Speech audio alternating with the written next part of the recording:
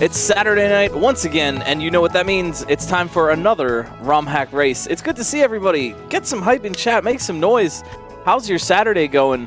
We've got an excellent level tonight from Romhack Race. You've seen their name around. They've raced, they've played well, and now they've got a level for us. Jank Pickle, maker of fine Lego structures, keeper of fine cats, has made Sleep Talk here for week 195. This is going to be a fun one. I tested this myself. It's going to be a good time. Length of longest section, 5 out of 10. Hardest trick to figure out tonight, 4 out of 10. Hardest trick to execute, 4 out of 10. So a good ride, kind of chill. We'll see how it goes. Now these 4 out of 10s really can wind up being fast, rapid fire. And there are a lot of folks who are working on their sight reads right now. Third wall in the lower left, representing the RNG Dolphins.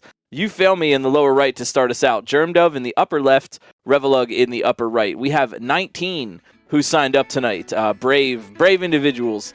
These races are open to the public for anybody that wants to. You can sign up on romhackraces.com. And to keep track of everybody, we've got scouts. Thank you so much. Darkenine, Kelgand, Cherry V, Nom helping us scout everybody else's streams and mod the chat. The rest of the testers for this level, of course, Ampersam, Kerr, Darkenine, RB Pimlico, and me, GlitchCat7. Big shout-outs, of course, to Dr. No on the restream, and D to the Fourth doing wonderful work with the website, helping us out with the leaderboard, and just generally being an enchantress of ASM. You've heard of Enchantress of Numbers? There's another one in town. I hope you're all ready for a good race. As you know, of course, this is Romhack Races. We do these every Saturday night, and you can watch them right here. You can check out romhackraces.com for a little bit more information if you want to play this level or check out any of the other levels that we've done throughout our illustrious career. Don't forget about that shop.romhackraces.com. I don't want to hit you with the plug right away, but if you're looking for some merch for the upcoming GDQ race, you can get it right there. All orders before the 1st will be donated to Doctors Without Borders for the GDQ marathon.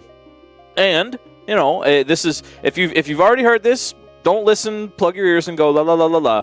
But if you've never been here, coming in off the street, you maybe don't know what's up. This is Romhack Races. We do this every Saturday night with a freshly made artisanal Super Mario World Kaizo level. The maker obviously knows what they made. The testers tested it, but the racers have no idea. They just have the difficulty ratings that they saw. So they're just going to have to sight read, improvise, and just use their knowledge and wits to get through something they've never ever seen before. And that is also going to be the format for the upcoming GDQ race that you're going to hear quite a bit about. But for tonight, it's all about Sleep Talk. It's all about Jank Pickle's level. And it's all about these racers, and as you've heard, it's all about consistency and one-shots. That is the dynamic going on in a lot of these races, and especially true for something with a little bit less difficulty. A one-shot on an obstacle is either going to lock in progress or get the racer's knowledge that puts them ahead. If they can't get those one-shots, consistency to get back to the part that they need to get back to in order to learn what they got to learn. And be the first one across the finish line. But, you know, it's Romhack Races, but we're here for everybody. So put your favorite racers emotes in chat. Let's celebrate all the cool things they do. It's the players versus the levels. We're here to have a fun time and sort of talk about everybody's moves. And if you're ready, I'm ready. I'll bring you the play-by-play. I'm Glitch. I probably mentioned that. And we'll be off pretty soon. Hope you're ready for a good one. Alrighty. The level is Sleep Talk. The maker is Jank Pickle. The racers are Germdove, Revelug, Third Wall. You Fail Me right now on screen. But remember, there are others. There are 19. That's what the scouts are for. They're going to let us know if someone takes a lead so that we can rotate folks in. Hopefully you'll get to see everybody's clears. Now, what is this? What are we going to be doing here? Oh, I love this. This is a neat gimmick that I think the racers will immediately understand, or at least kind of figure out, I have to do this. We are going to be learning about, and it's a funny sentence to say, we're going to be learning about Mario's butt today. Believe it or not, Nintendo, in their infinite wisdom, decided that Mario's butt is kind of the most powerful thing in the universe. Maybe that's why the enemies die when he stomps on them, and you can do all sorts of weird things with it. First thing, of course, you can kill enemies with it, because of course you can. by butt sliding into an enemy, you can destroy it. And that's what we're starting out with here. You got that regrab off the blue Koopa, sliding down the slope, and then those piranha plants will kill you if you don't, if you're not in butt sliding state. You're gonna hear butt state quite a bit. It's not a college, but maybe it is. But butt state is preserved once you slide off the slope. As long as you don't press left or right in the air and you remain neutral on the D-pad, you'll just be sitting on your butt in the air. And you can do really cool stuff with that. We're going to get to find out a little bit about it. This is a tough one on the execution here at the start. Looks like third wall in the lower left. Definitely getting the hang of it. First thing to regrab off this Koopa, then you got to open the gate and get up to the second platform. And that's what these bullets are helping out with. Revolug 2 in the upper right. Yeah, making some moves. They get... slide off the slope, bump the shell off the block. Third wall in the lower left, sorry. Third wall making moves. All right, now that's progress. Looks like third wall's in the best position, making it across that shell jump.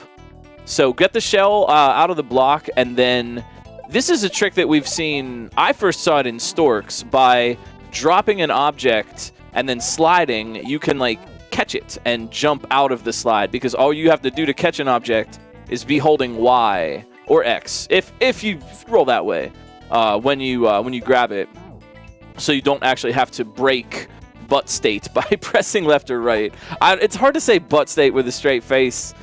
Help me out, please put your lols in chat so we can all laugh about butt state. It's funny. I'm not, it's funny. It's funny. Germ Dove, yo, upper right, getting to that shell jump.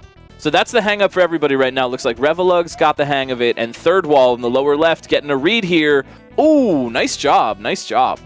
So remember, if you press left or right at any point while you have butt state, you will no longer do that, because what you technically have is slope speed. Slope speed being faster than regular speed. Here goes Revolug in the upper right. Big reads. Revolug, hold up. Thinking about it, Revolug's got an idea. Let's see. But yeah, sorry, broke my train of thought there. Here goes third wall for that same obstacle in the lower left. They didn't get that much farther, but learned a little bit. But yeah, as long as you preserve your slope speed, you're going a little bit faster than you normally would. Here goes B2DE in the upper left. Keep your eyes on the upper left-hand corner. B2, no! Oh, sorry, don't mean to shout at you, but that one hurts. We are definitely getting the hang of this. Racer's getting real deep now, and now it's going to come down to consistency. B2 has all the knowledge they need, but they just need to get back there. So, is B2 going to be able to be consistent, or is someone else going to be able to sight read that final obstacle where they unfortunately dropped the ball? That's the dynamic we see going on. Anybody could have it. Revolug, third wall, you fail me in the lower right. This is a tricky kind of thing because since you can't press left or right, you have to have really good control over the height of your jump. And by holding jump while you're contacting an enemy, you'll get a bigger boost, and then you can let go to kind of cut the height of your jump. Look out, though. Oh, snap. It's Quiet Mason.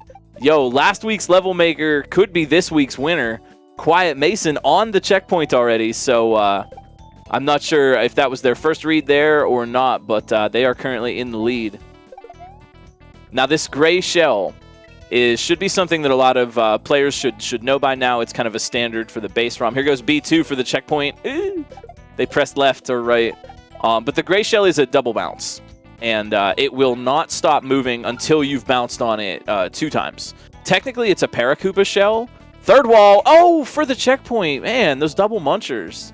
But so you'll get 2 bounces, and Quiet Mason making use of both of those bounces from the gray shell. Normally, shells will stop once after being hit when they're moving, but technically the gray shell is a green Paracoopa shell, and so first you're technically knocking the wings off the Paracoopa. Yo, there's that consistency. Third wall in the lower left, making it to the checkpoint. I think that's the second one. Second checkpoint. Yo, third wall, showing what the RNG Dolphins are bringing to the table for the race. That's a good read. But Quiet Mason now here with a little bit more knowledge in B2. There it is. B2's up on the checkpoint. Yep. So I didn't see them grab that one. I was watching Quiet Mason because they are out in the lead right now. Got some on-off switches to open the gate. This is Third Wall's chance to make some progress, or B2, or anybody else that could clutch it out right now, because Quiet Mason doesn't have that much more knowledge, right? They're just a jump or two farther, and so B2 and Third Wall are about to try to even the score here a little bit. You gotta study hard at Butt State if you want to graduate.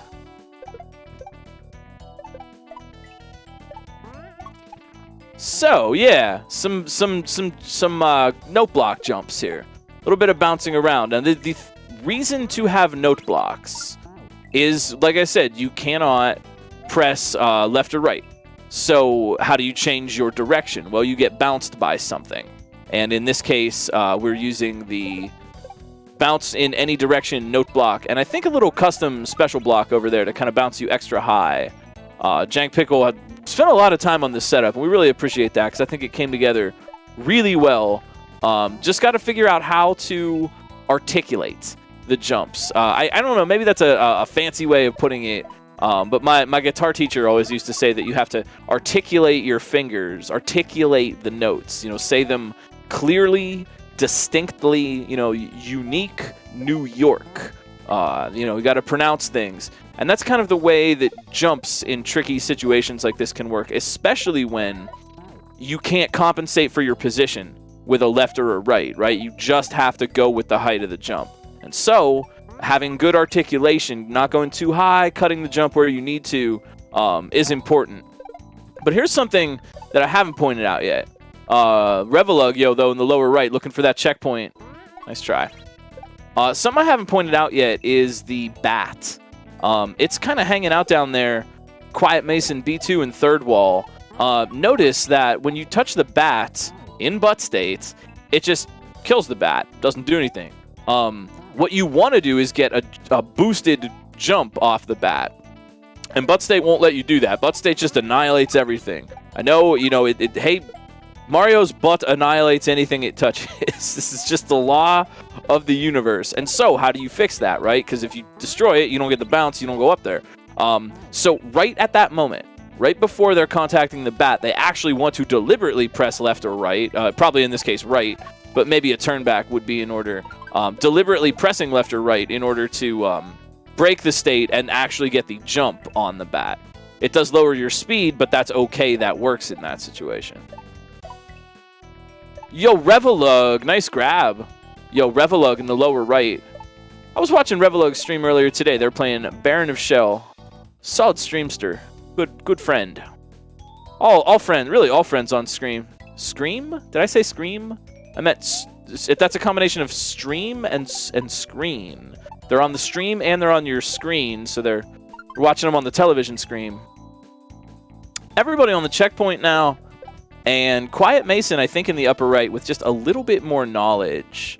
Working on getting the right articulation for this green shell bounce.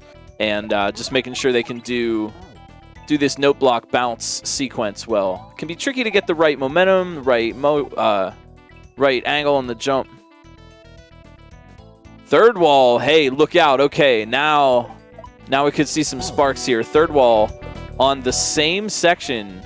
Got to the same point that Quiet Mason did. So now the knowledge gap between the racers is, well, non-existent for those two.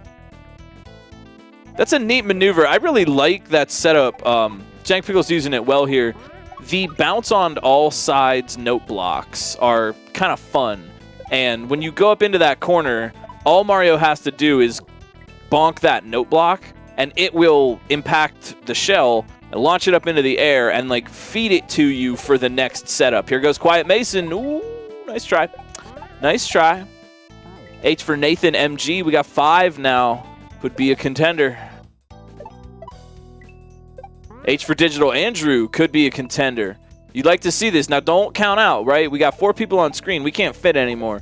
But don't count out the ones that just got there. Even though they're fresh, and presumably these racers have more experience, that's where the one-shot could be, right? You could make up for all your lost progress and all your slowness in some other section with one clutch one-shot.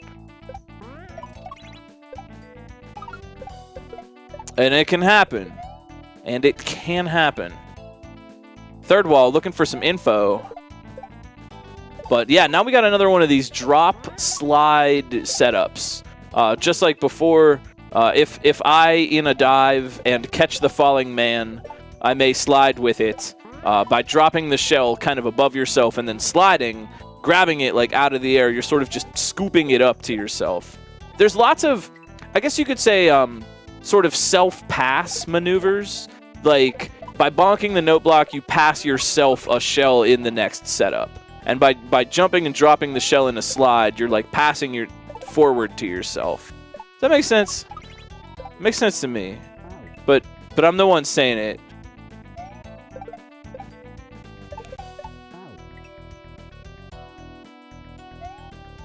H for Halcyon and Muzzle. 4-8 now on the second section. We need an entirely separate stream to hold them all. So hang on to your butts here. Halcyon last week with the big win. Quiet Mason now has gotten to this section first, but you see how that progress has kind of smoothed out a little bit, right? And I think that's due in no small part to trying to figure out how to articulate the jumps through this little bounce back section. Whether, you know, how long you hold the button, whether or not you press at a certain time can make a difference. And that receive for the shell is pretty tricky as well. Yo, I would agree. Jank Pickle, nice level tonight. Our Maker, a good friend and true. Jank Pickle, good level tonight. I think this is a nice race, and as you can see, a tight race because a lot of people are having similar experiences. And I think that's what you really like to see for specifically a race level is this closeness. Who's gonna get it? Is it gonna be the consistency or the one shot or some combination? I say do not make the mistake of counting out racers who only recently got to the checkpoint because it's still anybody's game. That's the most exciting thing to me about Kaizo races like this. Yeah, I don't know if Third Wall's looking for the cheese or what. Oh, oh, they found it all right.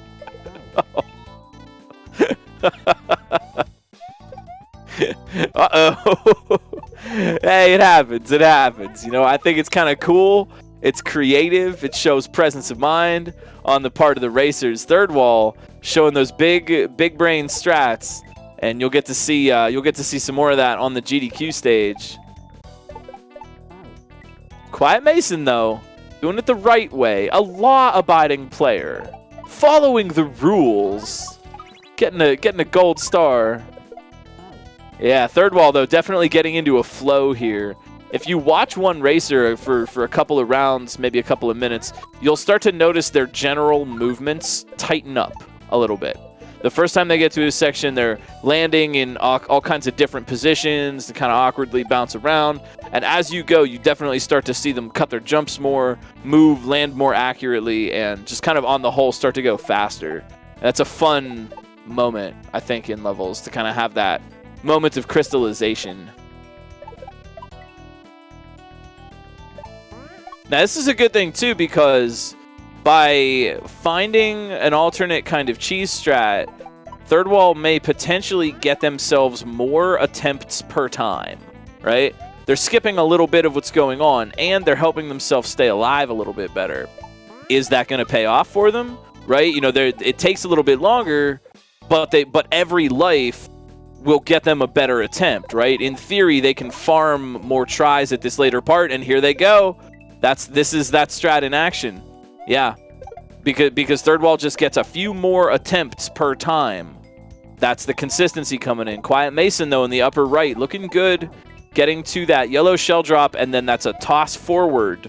They're throwing that yellow shell forward and then landing on it in butt state in order to continually knock out those piranha plants that are hanging out there. Difficulty ratings on this level tonight, I got you. Length of longest section, 5 out of 10. Brain, 4 out of 10. Execution, that's a 4 out of 10.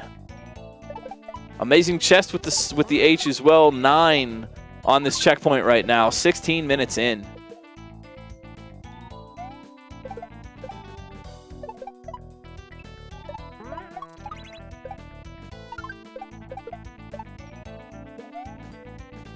My pleasure. It's always a fun time here at Romhack Races.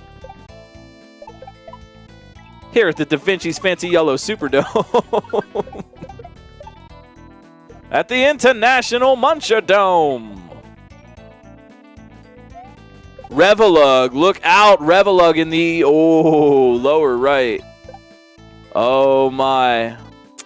That is a change in the lead. Here goes Quiet Mason trying to make this. Oof. Nice job, H for Stu. We got 10. We got 10. But the lead right now belongs to Revelug, who has managed to get through that jumping chuck obstacle that last killed our friend Third Wall. Third Wall, though, looking for it. They've got that shell jump. Third Wall in the lower left. Don't count them out. And now they're all tied up again. Revelug versus Third Wall, the bottom of your screen. That's true, too. A level like this, if you're a little bit slow, you're not going to make it, right? You bonk. But the same thing can be true if you're a little bit fast. So think of this kind of thing as not just going as fast as you can, but going as fast as you need to. Hesitation is a strat, right? Slowing down is a strat. 19 participants tonight, I'm told. Anybody's welcome to sign up, though. We could use some more racers. The scouts need to earn their merit badges. They're doing a great job. You can check out romhackraces.com.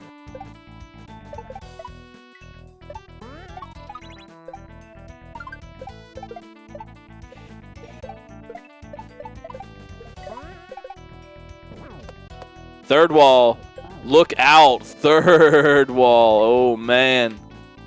That's pretty good. That is progress, and now Third Wall takes the lead. I refer to... Here, I guess I should clarify my terminology. When I say which player is in the lead, I mean which player has been farthest, but that could change right now. Here goes Revelug. Okay, and we're all tied up again. There it is. Revelug and Third Wall tied for the lead, given that their PBs, personal best, is both on exactly the same obstacle, right? Knowledge is power in a Kaizo race. You always want the one-shots. It is possible, but in order to safeguard yourself, knowledge of what is about to come up or what you're going to have to do. Third Wall, though, here, putting on that consistency. Let's go. They understand this. Third Wall with a read in the lower left-hand corner of your screen. Ouch. That's big-time knowledge, though. B2DE in the upper left trying to get that as well. But, yeah, Third Wall hanging on to that lead. Almost 20 minutes in. And suddenly Cape. Hey, where'd you come from? Revelug looking for that same information. Can't get it.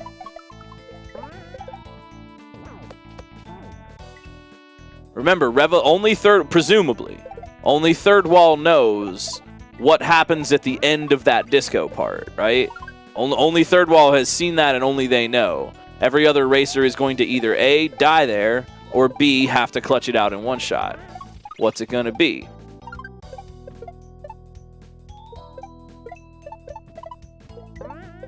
I don't mean to get annoying going on the one-shots consistency thing. I just really like to talk about the narrative dynamic. Here goes Third Wall. Okay. Feeling it out. Here goes Revelug, lower right.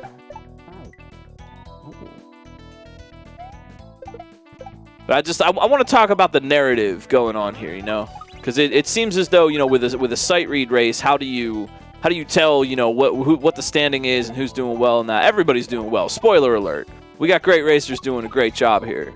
But, I try to talk more about the narrative involved. Here goes Quiet Mason in the upper right. Oh, and we're all tied up again. Revelug. Oh, this is such a close race. It is anybody's game now. Revelug with a slight lead in knowledge. Quiet Mason sizing up the situation. Not a bad play, but it costs them time. And Third Wall, Mr. Consistent over here. You certainly can maintain butt state while floating with a cape, and Third Wall might be the one to do it. Ooh, nice try, buddy. Nice try. Nice try.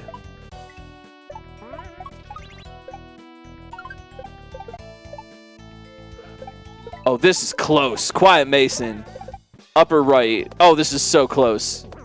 Revelug. Oh my gosh, Revelug versus Third Wall. Revelug in the lower right gets the cape. This could be it. Revelug, lower right. There it is. Oh, man. Nicely done. The come-from-behind victory with the really good consistency. See how Revelug just got to that last obstacle, died, 2 or 3 deaths, they were right back there. That's how consistency will win you the race. Nicely done, Revelug. Solid player. That's twitch.tv/Revelug. I had a good time on their stream. I think they're a kind individual. Let's go.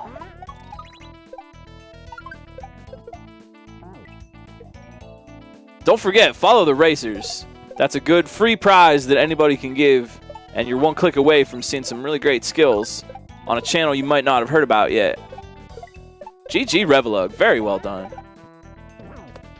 Looking for that second place, third wall. Nathan MG in the lower right, Quiet Mason in the upper right. B2DE, everybody at the second section.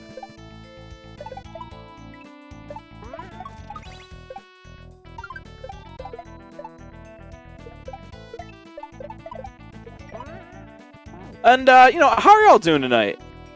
Thanks for making Romhack Races a little part of your Saturday. I hope you're all getting a chance to just relax, feel good. I hope nobody's feeling too hot in this heat.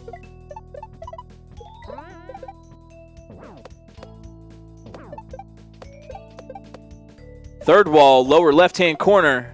Looking for the second place because Revelug is done. Third wall, lower left. Oh! They go! That was so good, though. Oh, man. Third wall. The presence of mind. You won, Revelug, the winner tonight. Good job, honestly. Good job. Nah, you did great. You did great and won. The consistency right after you died at the end and then got right back, that was the clutch moment. Really well done, Revelug. You're a kind individual. Thanks for racing with us. GG. Putting in the practice time. Making it real.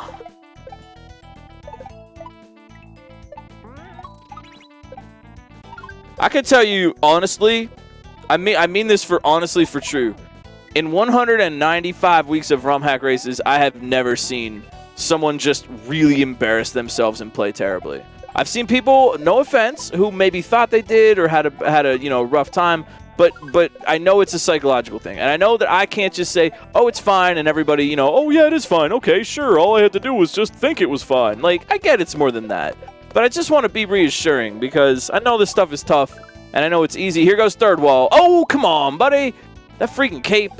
Moving oscillation. But I know it can be tough, and I know that, you know, it can be stressful to think, I'm the only one that's dying. I have that same thing, right? I mean, me, GC7 me, I have that same thing from time to time. Oh, no, I'm the only one that's struggling so much. But I have never seen just a player truly do terribly. Whatever, you know, someone thinks they did bad. Oh, no, I did the worst ever. I'm so bad. Like, nah, you didn't. Fine. Absolutely fine. So I just want to clarify, right? Like, it's not that, like, just by saying that I can make it all okay. I know it's more than that. Here goes third wall. Looking for that second. Let's go. Third wall. Clean. Cleanly done. They knew it. They had it. Nicely done. Third wall. A clean second place. They got down to that final trick, and they had it. They were just like, they know. Third wall's a player with a lot of confidence. When I see them play, their movements are very, like, I don't know, just confident. They know they're like, I'm going to do this now. I like that. GG, third wall. We got our first place, Revelug, GG, third wall. Paradoxically in second, not third.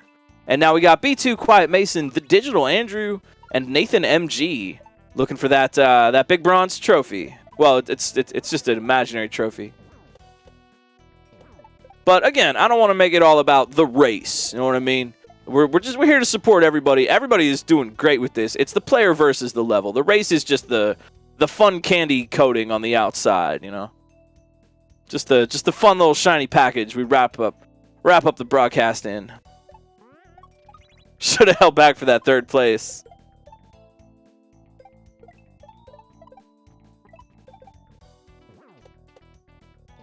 But no, Revelug, GG. You're kind, good person. I like your stream. Quiet Mason. Oh, what do we got? What do you got, buddy? Oh, no.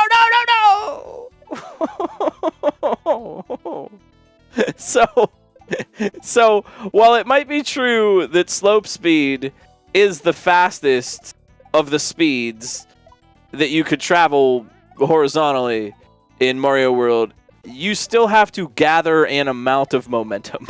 So just simply being on a slope and tapping down might not immediately guarantee slope speed if the slope is not sheer enough.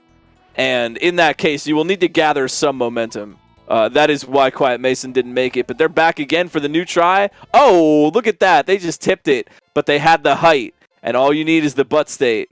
Let's go. Quiet Mason, nicely done for that third place. Last week's maker, this week's third place. GG, we got our podium, but we're going to hang out for everybody because there's still many good moves to be had and many good runs to watch. What's the reason for B2D's colors to be slightly different? Just a different capture, different filter. You know, different racers are playing on different setups or different OBS settings. Then maybe they have a, like I know I have a little color saturation on my gameplay filter just to make the colors pop a little bit, make it look nice. So different racers. I actually kind of think it's fun because if you look at the screen, all four of them, their colors are slightly different. I don't know, that's entertaining to me. Yeah, it's a little more. I like. I don't know. Vote for your favorite. Whose capture color scheme do you like the best? Cause yeah, I think P2's is good. I also like Halcyon's. I like that darker sky, that nice dark kind of dark blue sky with the stars flashing. Although that is true, there's definitely something to be said for the charm of scan lines, and you know a little bit of that faded look, and the extra purple shine on Nathan's stars.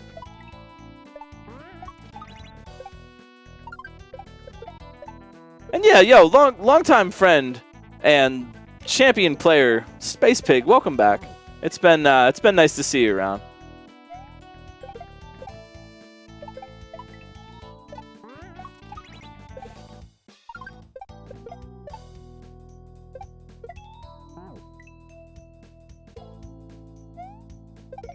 Yeah, they're all slightly different, and when we load in new ones, they'll also be just a little bit different.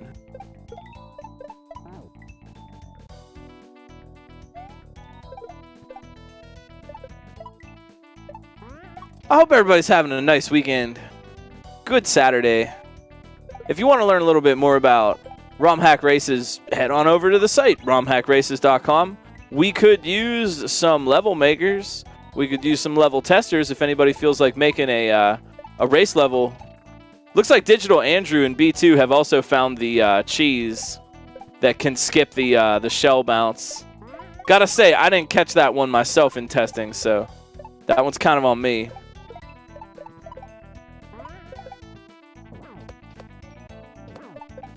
Yeah, yo, big shoutouts, Amper. Big shoutouts to Amper, Sam, Kerr, Darkenine, RB Pimlico, SQL Infection for helping this level come together. I tested as well, but I feel like they did more.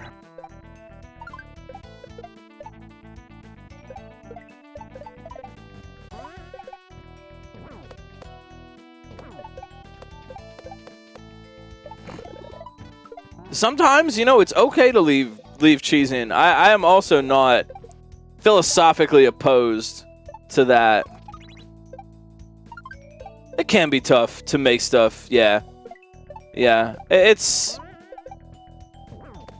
Sometimes I find it to be like, making stuff is either like a really slow process, or it could be faster. You know, sometimes you have ideas and things kind of come together and you got some setups that are working, you're making some stuff you like, and then other times it just never seems to, it's like stops working, you know?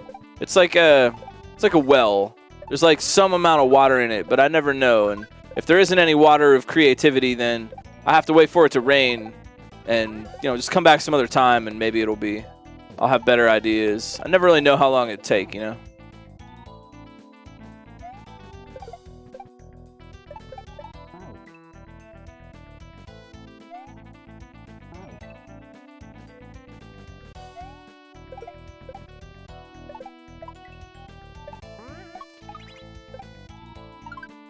Looking for fourth right now. We got Digital Andrew, Nathan MG, B2DE, Stu.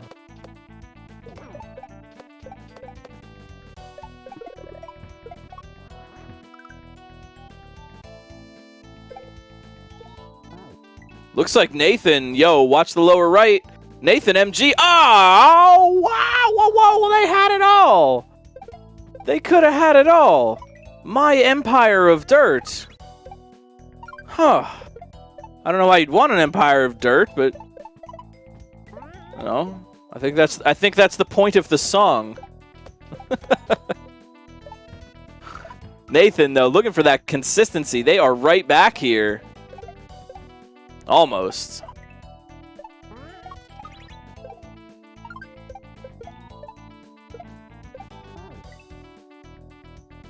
I thought Hollow Knight was about spiders. Or am I thinking of webbed?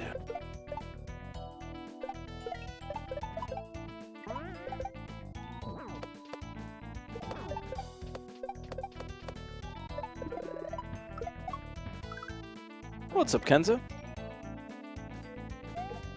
Yo, Nathan in the lower right is lowering themselves into the pit.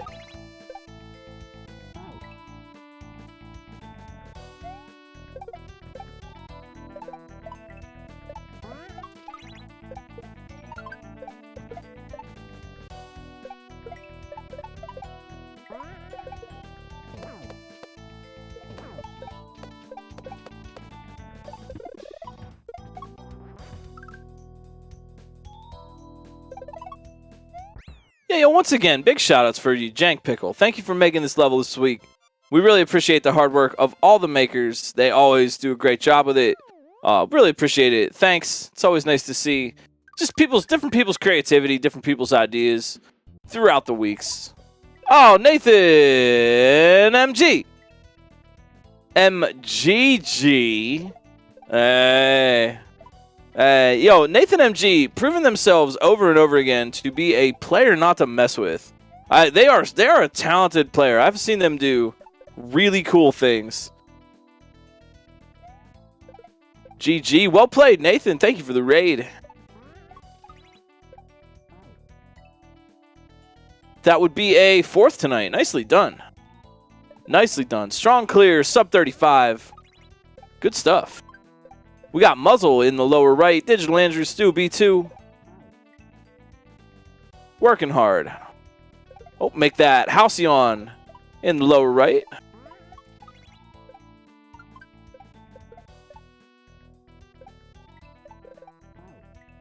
Oh, you did splendidly.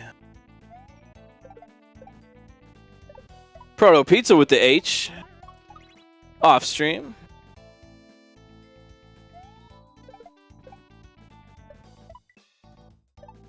Also, if anybody has any questions, feel free to just shout them out. I can read chat, so if you want to learn a little bit more about this level or Romhack Races or whatever we do, just call it right out. I should make a level 1 week. I have made, I've had 2 levels in Romhack Races. I made the level for a 420 1 week, which actually, funnily enough, was also a butt gimmick. You float in butt state with a cape. And I also I dropped an unreleased level from Subcon 2 for a Romhack SMB2 race we had a few weeks ago. I'd like to make another one. I may sometime. I may make one. Honestly, I don't know.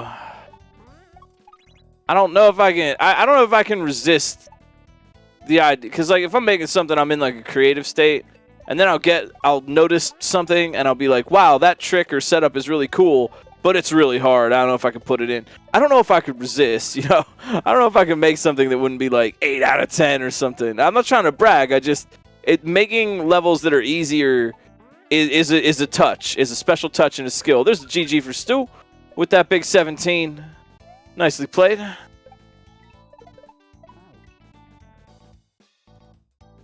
But yeah, you know, making easier levels is a race. No, not even easy levels. Let me put it this way: making creative, race-friendly levels is more of a design challenge than one might think.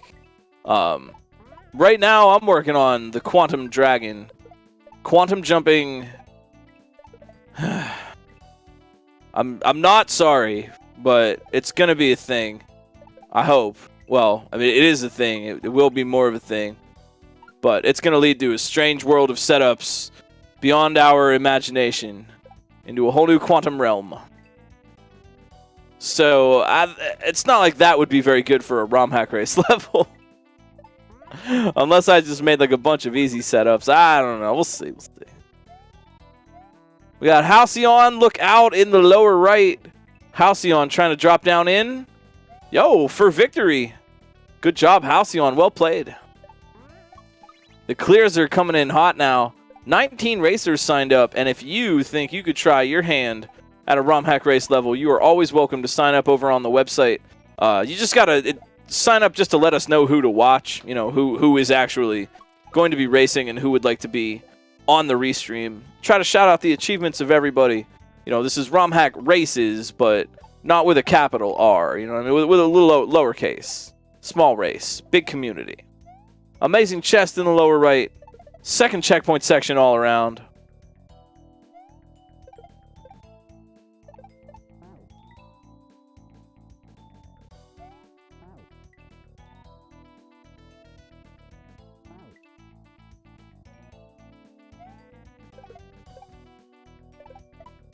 You know, I don't want to just plug things at you all night, but getting pretty excited for that GDQ Romhack Race. And there's also going to be a Mario Maker 2 race for our friends in the Super Mario Maker 2 community. Actually, you know, speaking of that, I have a question I'd like to pose maybe for the community. I posted it on the Discord for the staff. But thinking ahead, as we know, or as you will find out soon, GDQ starts June 26th. And you can catch the Romhack Race Saturday, July 2nd. Right now it's at midnight. So that'll actually be kind of fun, a late night kind of race, relay time. But, however, the Mario Maker 2 sight reading level race is going to take place Saturday at, right now it's scheduled for, exactly 8 o'clock.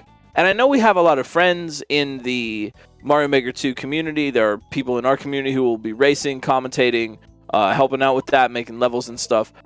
What do we want to do about that? Because my concern was maybe we would split the audience, or maybe people would want to watch the Mario, the big Mario Maker race that only comes around every, half a year, whereas Romhack Races is every week. So we were thinking maybe move the start time a little bit, maybe ahead of time, maybe start a little earlier that day or something. If you have thoughts on that, as a community, please feel free to participate in that discussion. I don't even think it's a huge concern. It's just something I noticed, and I don't know if we would skip a week. I think the idea might be to just move the start a little bit. Maybe move it 2 hours ahead, and then we could, everybody could watch the Mario Maker race. But I did want to point that out too, because we are, SMW Kaizo, but the Mario Maker community does a lot of incredible things, makes a lot of really good levels, and you will not be disappointed by the Mario Maker race.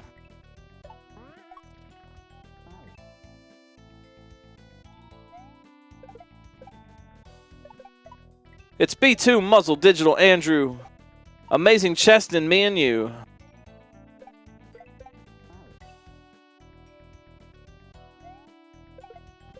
Yeah, that was the thought, maybe. Start 2 hours earlier. That way we do the race and then everybody can go watch Mario Maker. But that would be like a one-time thing. We wouldn't permanently move the start of the race.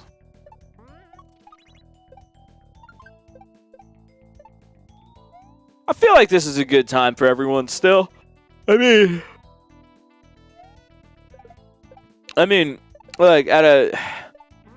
sometime is always going to be a bad time for someone.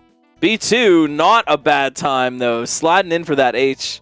Good job. B2, DE81, a solid player. I have seen them do great things.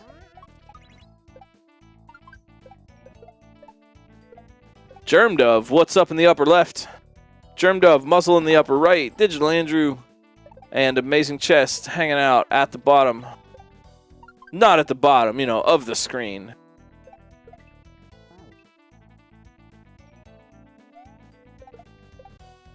So yeah, if you have thoughts about the GDQ time slot race, or just want to get in touch, reach out, you can always do that on the Discord. You can grab the invite from our website. Or if you just want to hang out and, you know, talk shop, get some help with your next ROM hack project, get the Romhack Race's base ROM for all your hacking needs. All that's on the Discord. Check out that base ROM, though. Amper even put out a new version, which has even more cool stuff. A really great way to kind of shorten the process between you and the next greatest Kaizo level in the world.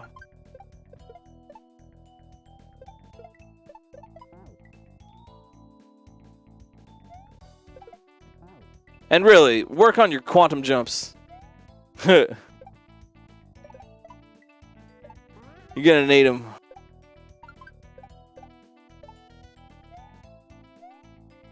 You didn't hear that the GDQ race levels are gonna be tons of no P-speed mid-airs, yumps, quantum jumps. That silly task thing where you spin jump off a grab block while it breaks on the wall. Wall clips.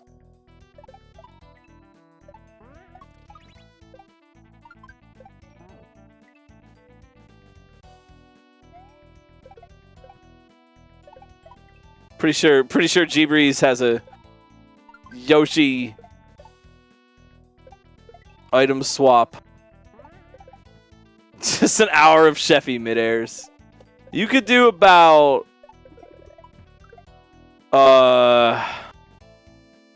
you could do about 1,000. Do about 1,000 in an hour.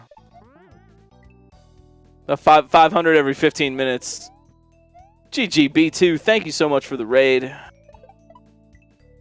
Well, see, it's a Kaizo 3 Bowser, but it throws other Kaizo 3 Bowsers. And then as the room fills up with Kaizo 3 Bowsers, they just become smaller, right? Like, for every 5 Kaizo 3 Bowsers on screen, they all become like 20% smaller.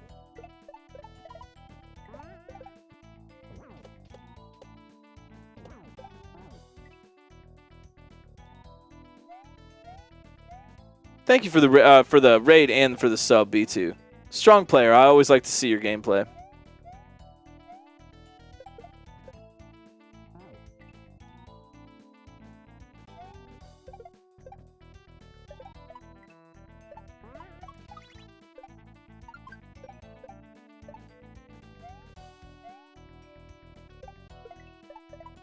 You as Kaizo 3 Bowser?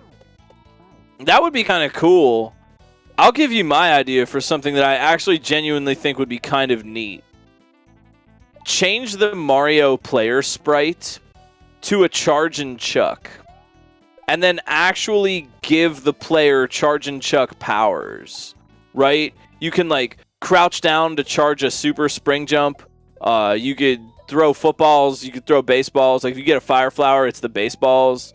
And then like, you know, go kill Mario. I always thought it'd be cool to make Charge and Chuck the character. I just feel like they're a good player character, you know? I've seen hacks where you're like, you're a Koopa, or you're so, and that's all, it's cool, you know, you be whatever you want. I'm not judging. But I think Charge and Chuck would make a great character. 8 racers on the second section, 4 on the first section, but 12 players doing well.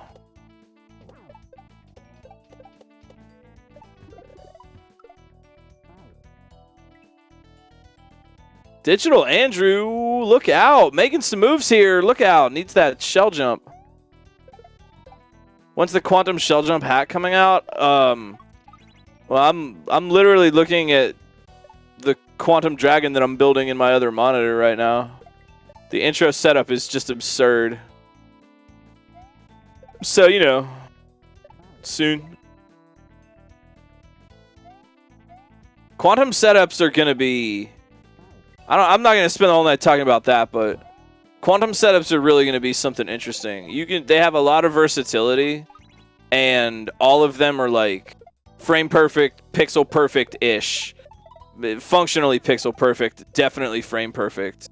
So we've basically just added a whole new category of frame perfect thing into whatever you want. There's a lot of different setups you can force them with.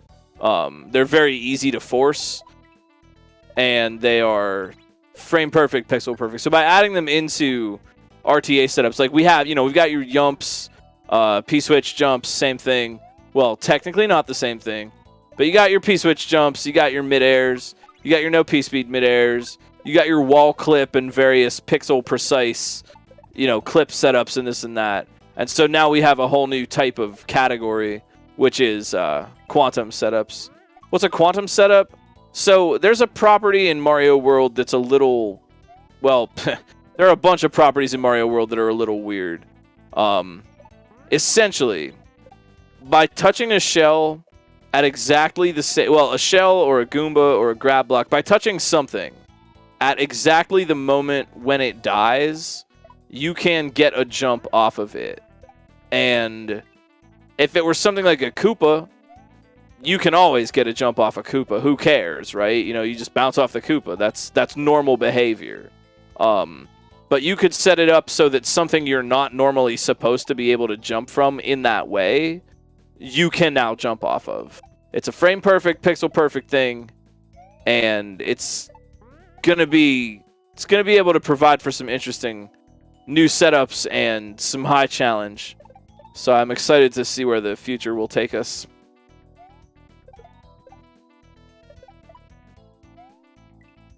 This music is so relaxing. I just want to point that out. It's such a relaxing level.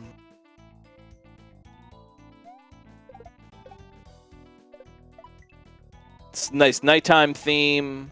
We're all just kind of sitting, floating on our butts, as it were. It's just like comfy. Here, I'll give you all an example. I'm not doing this to self-promote, but just because I was talking about it, I uploaded a clip of kind of what I'm talking about.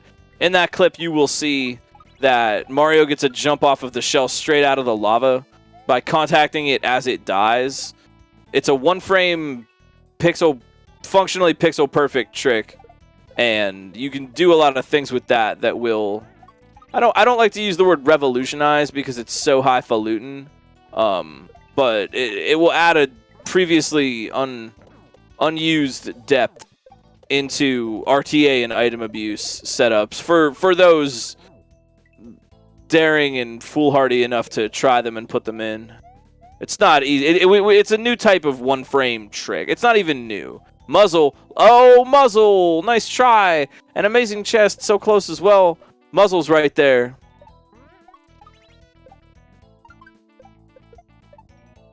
There are setups you can force, and it is consistent. However, given the tightness of the setup, it both is and isn't consistent. If you can play perfect, it's as consistent as a yump is. Here goes Digital Andrew. Oh, they didn't have the cape float. It's Digital Andrew versus Muzzle right now. Two Nyes. Watch the upper right and lower left. But yeah, you can force it. You can definitely force it, and it's as consistent as a yump is. You know what I mean? Maybe less, but like the only reason it's inconsistent is because of human error, right? For tasks it would be all the time. So it's a hard thing to do, but is it consistent? Yeah, totally.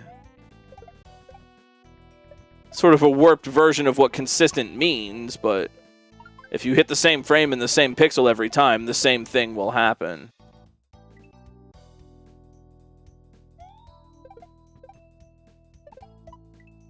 Amazing chest. Oh, trying for that cape right at the end. I like the cape ending. It's fun. It's just, I don't know. It's like, oh, suddenly cape. And you think maybe you're going to have to do like a big thing, but then you just kind of float. Float to the end. We've got some classy Romhack Races emotes if you want to spam those in chat for your favorite racers. Oh no, Digital Andrew missed the slope. That was so good though. They're going to get it. I believe. I have Author Blues style firm belief.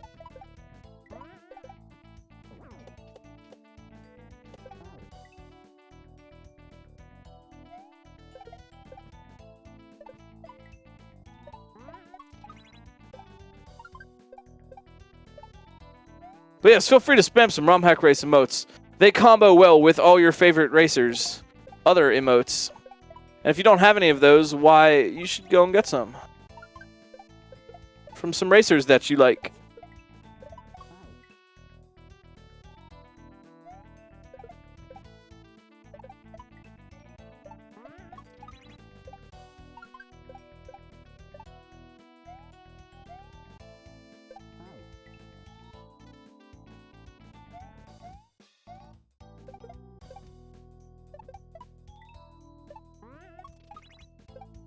Oh, amazing chest. That's a tight shell jump. Right at the end there, right? They got the shell, and they're going up, and then they want to do a pretty high up shell jump, right? It's situated kind of high. Opening the green block, hitting it from below, will shockwave the shell that's next to it, and kind of cause a chain reaction that launches it up into the air. But the point where you catch it is kind of high up, so it's a tighter window to do the shell jump than you might otherwise be expecting. It's a little bit, I would say, maybe a notch or so harder than your garden variety shell jump.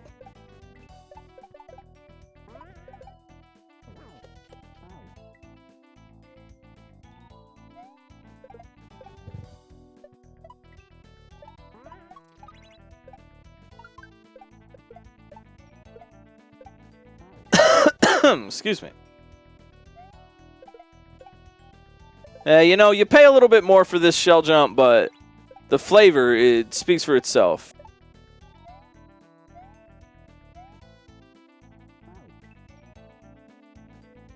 Oh, nice move from Germdove there, respawning, using that same cheese we've seen, but using it. They missed the Goomba, but they respawned it by just kind of backing up and trying again. Being aware of respawn and how screen position affects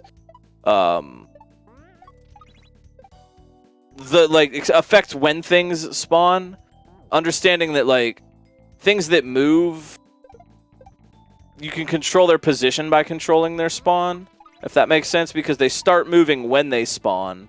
So by changing that moment, you can change their position at another moment later. If you want them to be higher, like the Paragoomba, for example, you want it to be higher up or lower down, just change when it spawns a little bit.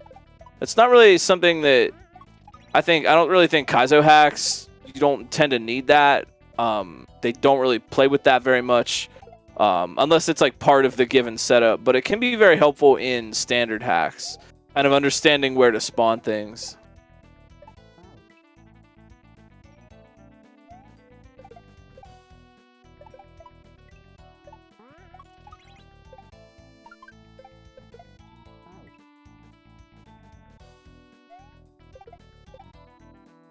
Amazing chest. Oh, no. Oh. They're trying to get a little extra speed there, and they're pressing right, but that breaks their butt state, and they can't kill the piranha. Remember, if Mario's not in butt state when he touches one of those brown piranha plants, it will just eat Mario. And then there'll be no more Mario for anybody.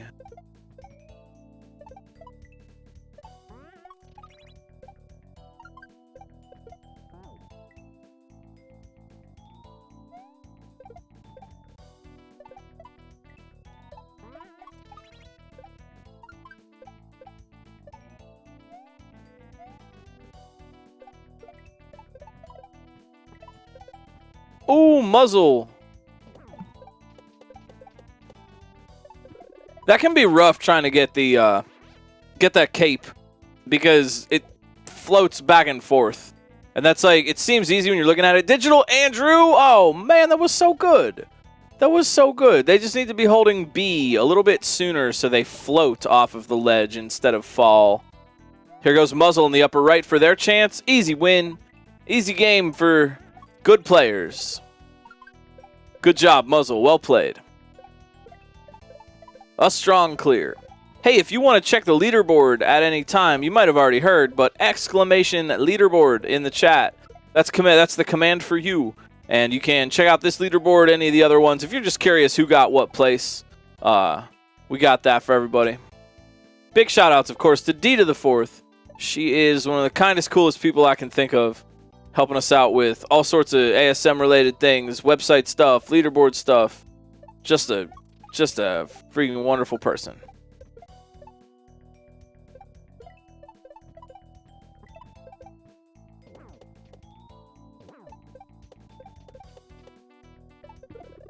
Ugh. Proto Pizza. What's up in the upper right? It's Proto Pizza. Amazing chest. Oh, man. And there's the Digital Andrew for the win. Oh, man. So close between the two of them. The secret to that final part is holding B while you're on the ground. Because that way you float off the ledge.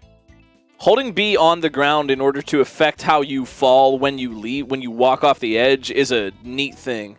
You can do a lot with that. Also, I'd like to recommend the Digital Andrew's Twitch stream. I mean, everybody's stream. Please go follow the racers. They're all kind of wonderful. I'm not trying to play favorites here, but Digital Andrew is just someone I enjoy. They've been very kind. They've been speedrunning a lot of stuff.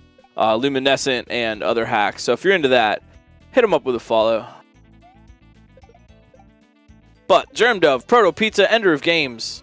Amazing chests holding it down for us here.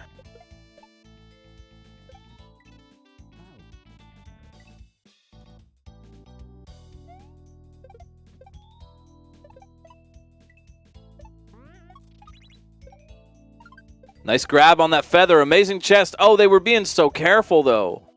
Oh, man. That was really well played. They got the feather, and they were trying to just line themselves up well.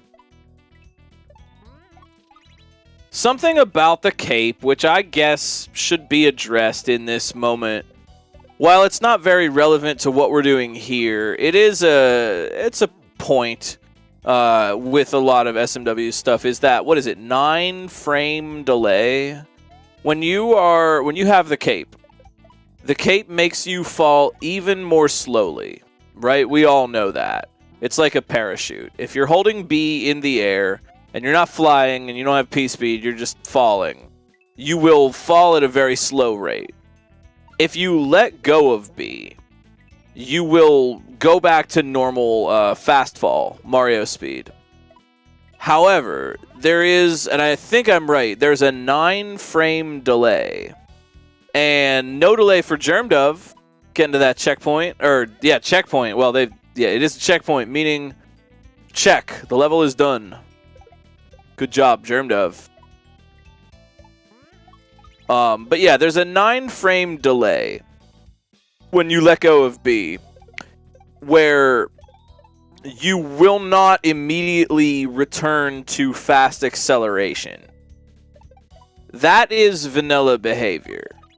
Normally in the vanilla game, I don't quote me on this. It might be more than 9 frames. I think it's 9 frames. Here goes amazing chest. Oh, you got it. That was clean. Amazing chest. Good win. Good win. Well played. They earned that one. But yeah, that 9-frame delay is vanilla behavior, and some people do not like it because it messes you up, right? Because if you're falling slowly and you want to fall fast, now your timing is thrown off because you don't start falling fast immediately when you let go of the button. So there are patches that take that out and replace it with just an instant drop. I've gotten used to that, but I think that's the way things tend to be going. I think people are kind of removing it, but I don't think you need to, really. But I don't know. It doesn't. I don't think the Romhack Race's base ROM takes it out. I'm not ready to just have that be a universally removed thing. I think it's part of the challenge of Cape, and I don't necessarily think we ought to smooth out all the rough edges of Cape. The turnaround patch makes sense, but the 9-frame delay is kind of like, I think if you want to use it in your design, you should, but if you don't have any use for it in the design, then you don't really need to get rid of it. That's just me. It's just my take. I always sort of default to vanilla behavior, less augmented. Fernap in the upper left, Proto Pizza in the upper right, Ender of Games in the lower left, and Ritaku in the lower right. What about Spring Jank? Should that be patched out? No. Spring Jank isn't jank. It's just... well, spring jank isn't inconsistent jank. It's just jank that you have to know how to work with. Yes, I mean, are springs weirdly janky and can take your momentum sometimes? Yeah, totally. But I think springs get a bad rep because they are obviously a little bit screwed up like that because we're not using them in the way the devs designed them to be used. However, you can just learn how to compensate for that. You can be just as good and fearless at spring stuff. Mid-air springs, forward toss springs, drop mid-airs, turn back drops, forward tosses. You can be so good that what we call spring jank doesn't really apply to you as a player. The metaphor that I like to use is it's like a drawer in your kitchen that sticks. All right, there's a sticky drawer, and when you go for the utensil drawer, you bonk your hand a little bit, because it sticks. And for whatever reason, it's a magic drawer, a wizard cursed it, and you cannot unstick it. That's like springs. They're a sticky drawer. And so all you have to do is just remember that this is the drawer that sticks.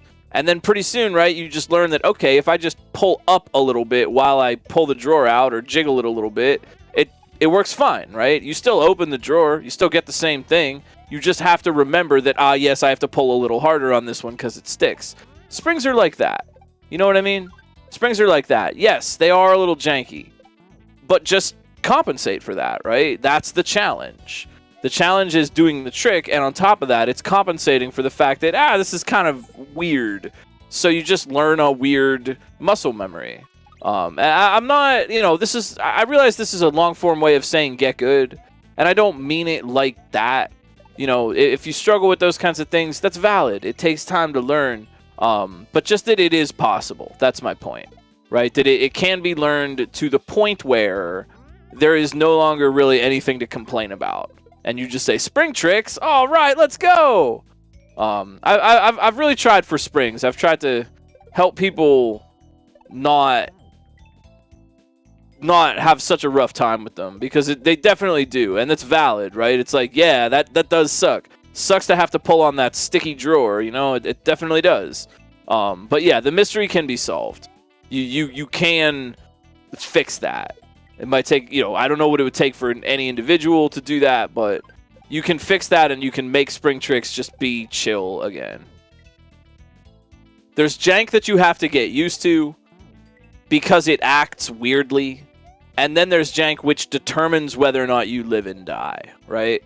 If you have to win a coin toss, 50-50, you're either going to get it or not, and it's not up to you at all, we don't like that, right? That takes it out of your hands. But if it's just a super awkward setup with a small frame window to get all the things correct, is that jank? No. It's just inconsistent in a knowable way. Like the shopping cart with the bad wheel. You just steer to the other side. No one would be like, oh, I can't drive this shopping cart at all. Every time I push it slightly, it goes to the right. I don't know what I'm doing. I can't do it. It's a broken shopping cart. Like, yeah, it is kind of broken, but just lean a little bit to the other side. You can still do your groceries. It's like that. It's like that.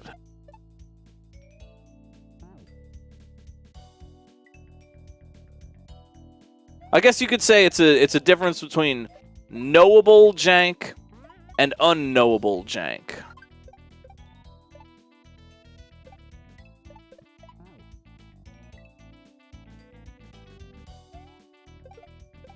Did Ender land on the swooper with kick state? Could we get a clip? Maybe we could take it back. You know what might have happened is a quantum jump. Ender might have killed the Koopa at the same moment they pressed out of that state. So they got the jump off of the destruction of it.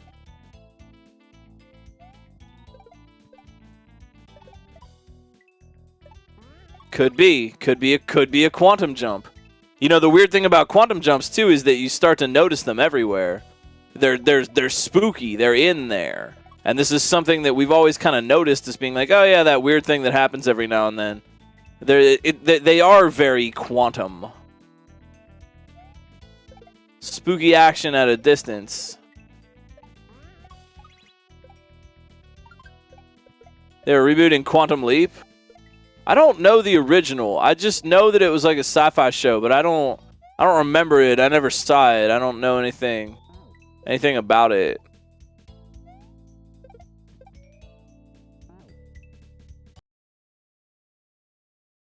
Yeah, losing Slide Lake could give that illusion. You got me curious now. Could you use butt state to create quantum leaps? Because you're destroying something. You're destroying something with your butt state. And that creates the action. Any destruction, the destruction of a sprite creates a quantum state. So, in theory, you could do it. I'm probably going to sit down and test that later.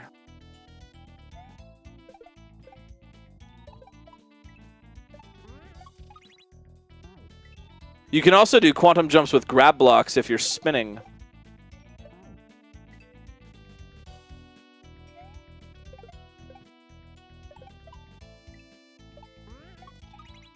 But, yo, we're about an hour in. And, yeah, if you have any questions or anything, please feel free to ask. Go on over to the website if you want to learn more. Thanks for hanging out. Big shout-outs again while we're just kicking it. Big shout-outs again, of course, Jank Pickle, our maker tonight.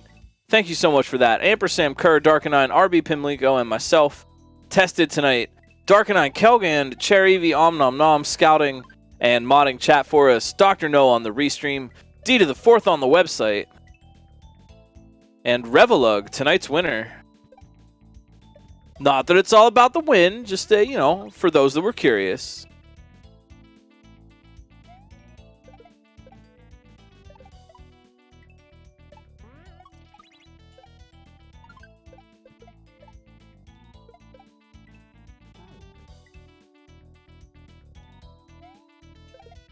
Oh, this is such a comfy, man. This is like a comfy Saturday night. I feel like I'm sitting poolside at GDQ Hotel, listening to the elevator music. People put on consistently good races here. I'm always really impressed with the quality of the levels and the gameplay. Commentary, hit or miss. Sometimes that guy just rambles a bit.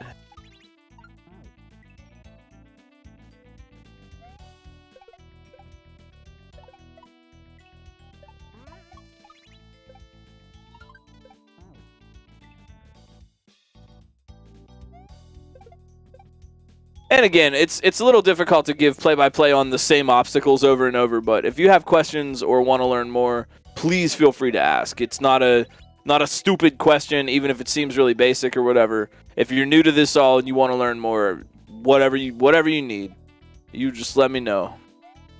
Well, thank you, Jerry Corn. I'm glad. Yeah, smash that follow button or tap it gently.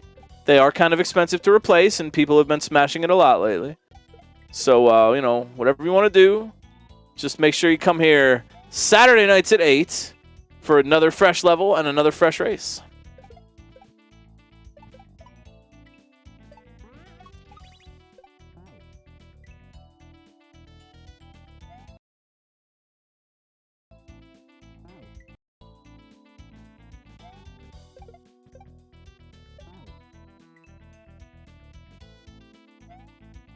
How are you all? Doing okay? Comfy Saturday.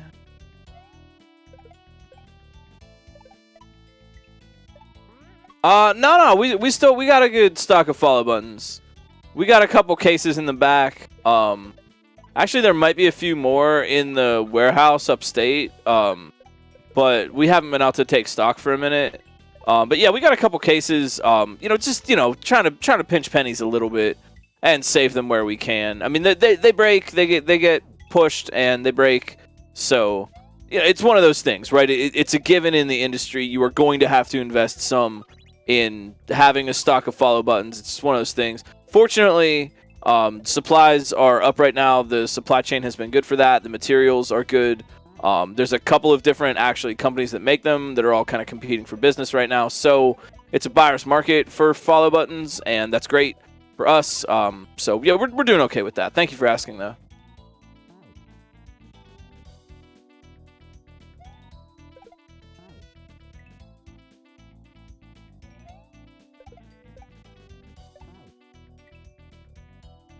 We might need, yeah, we definitely do want to be stocked on follow buttons for week 200 because it's coming up.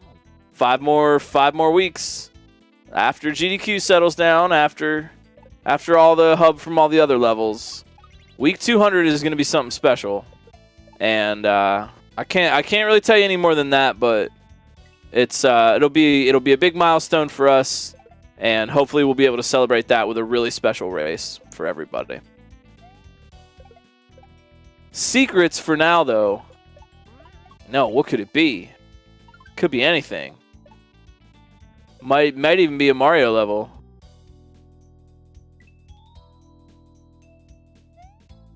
Thanks for making Romhack Races a part of your Saturday, though. It's honestly an honor to be a community institution.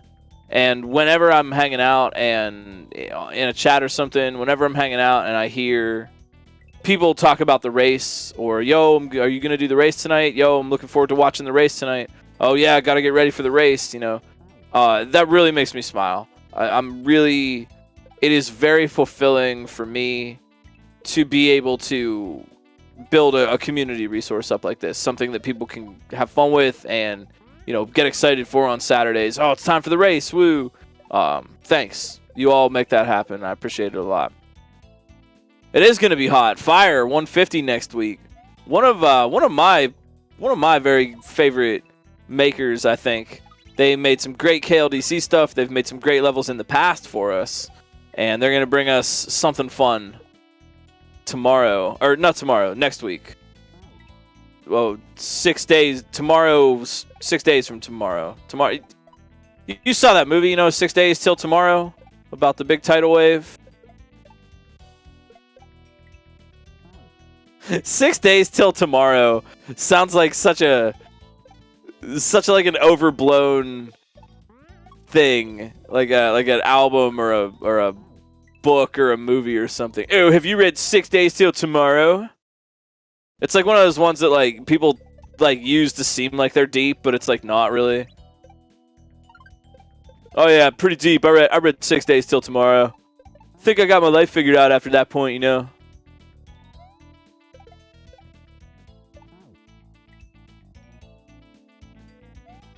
Yo, Rataku, good respawn strats here. But it is all about the jump articulation, and that is something that's making this tough. Remember, pressing left or right in the air will break your butt state. And butt state is one state we don't want to smash.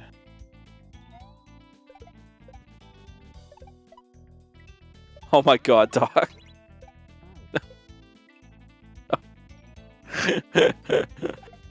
Oh my.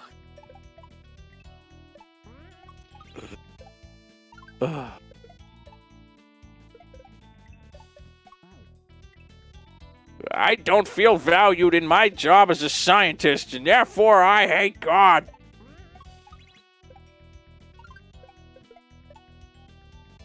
Oh man. Yeah, lots of control drops in this level. That's another kind of skill. A dropped or an upthrown object will inherit some of Mario's momentum and direction. So learning when and where and how to make drops is a little trick of skill.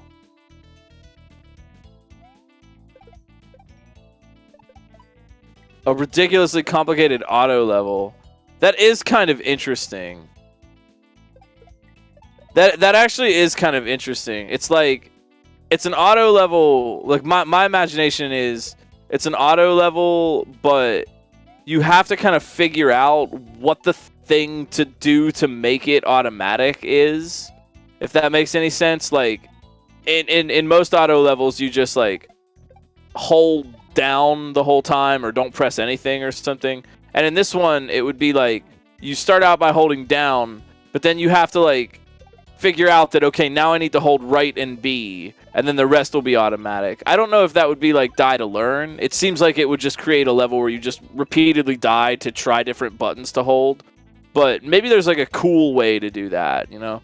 You could like show the player in a cool way, or I don't know, give them like some kind of indication and they have to react to it, or like just show them the buttons on screen and then they have to do it like really fast, almost like DDR.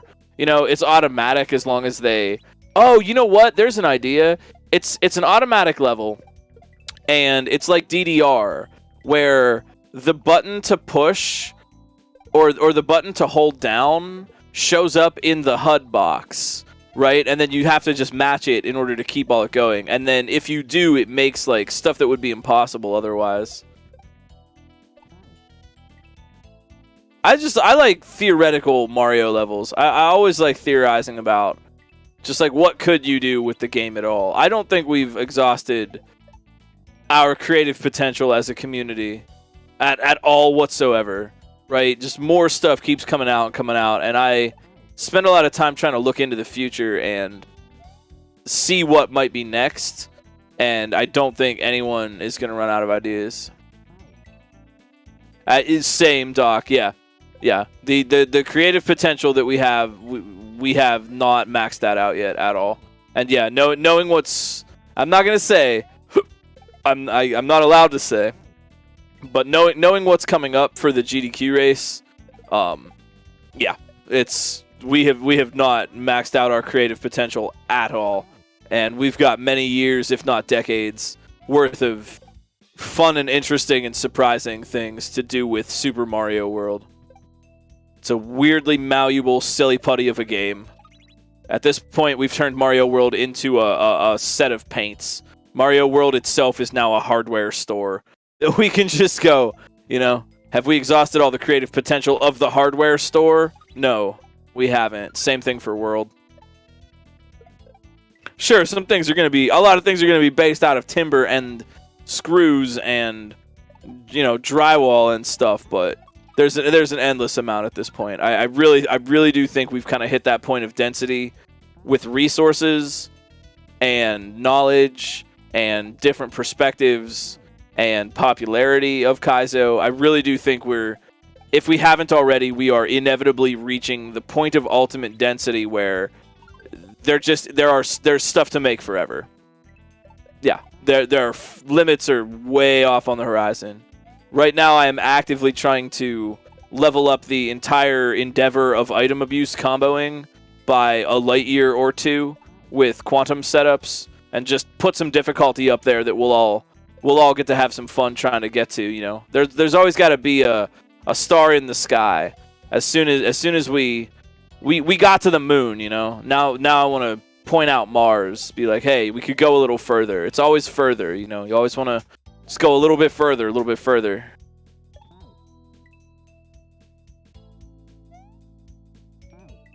Right? The stuff getting tested is interesting too, because I'm here moderating some like awesome new hacks. Baron of Shell, been ripping it up lately. Everybody's playing Baron of Shell, which is cool to see.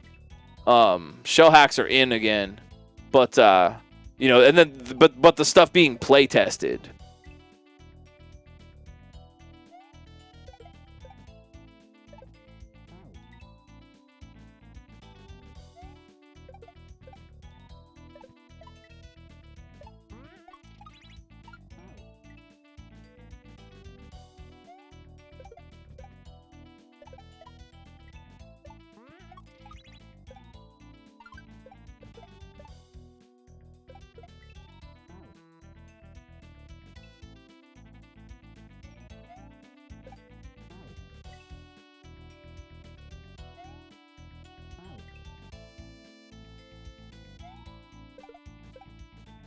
Huh.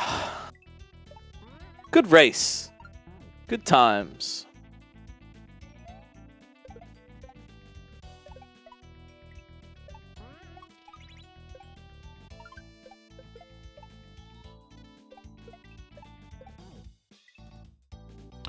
We still do. I would say we got a race going on. I just want to shout out Fernap, Proto Pizza, Enderoof Games, and Rataku. Everybody working hard on the second section. If you have questions, please feel free to shout them out. That's fine.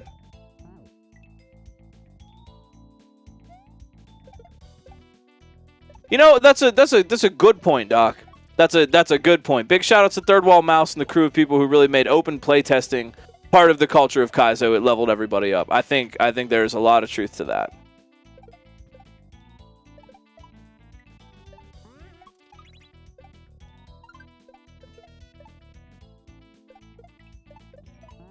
I think there are entire avenues of the SMW experience that haven't been fully explored either. I look forward to it, Darkeneye.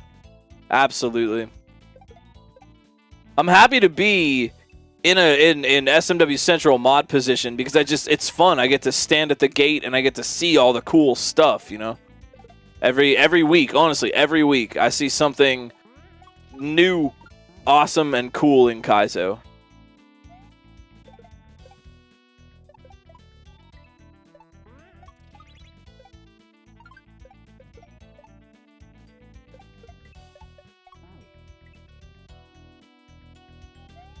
As far as Quantum Dragonery, it's coming.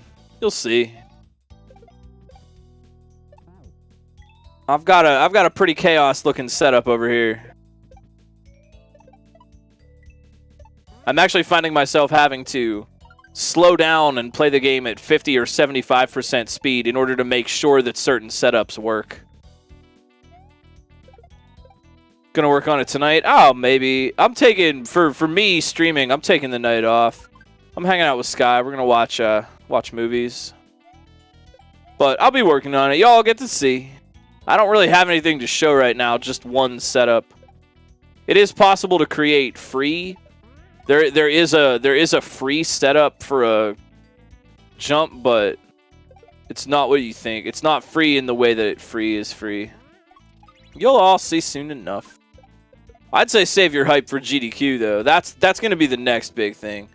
I have seen many futures and they all look pretty good.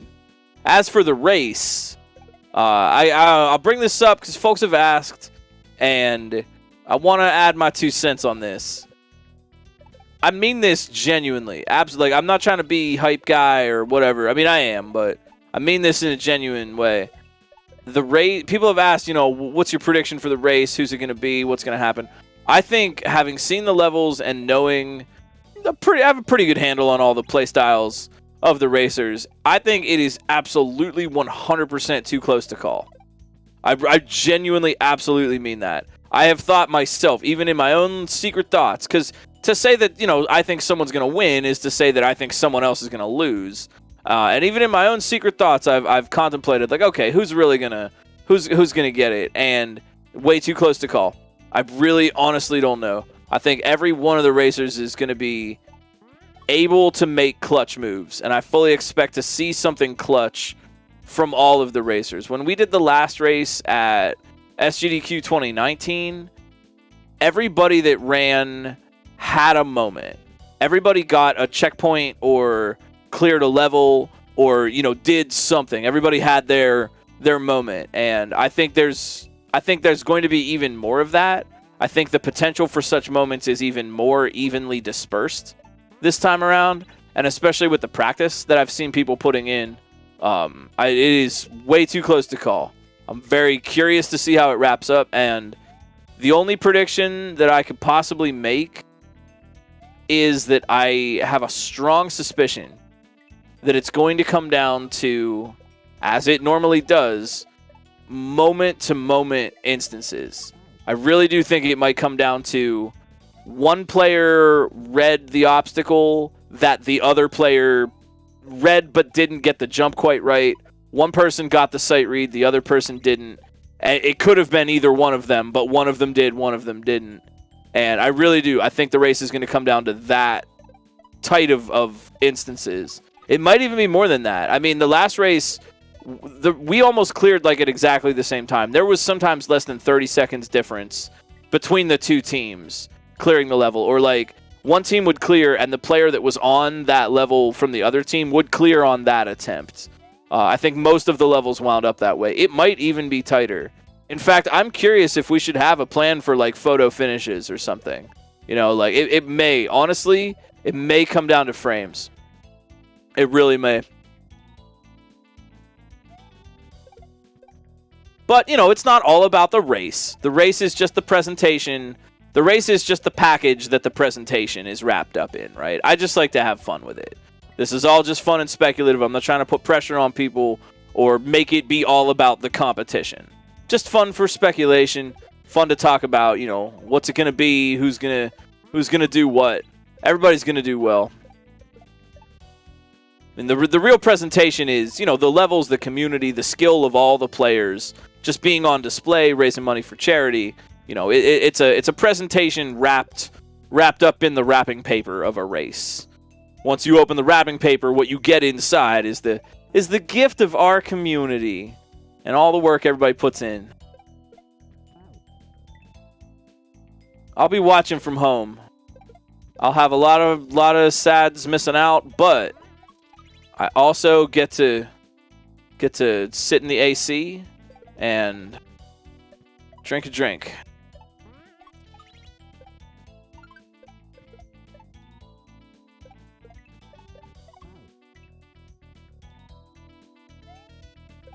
Dr. No, 2 predictions. No head start will matter at the end of it, and there will be at least one thing in every level that makes you actually gasp. I think those are pretty good. Yeah, I think those are pretty good predictions. I think those are pretty good predictions.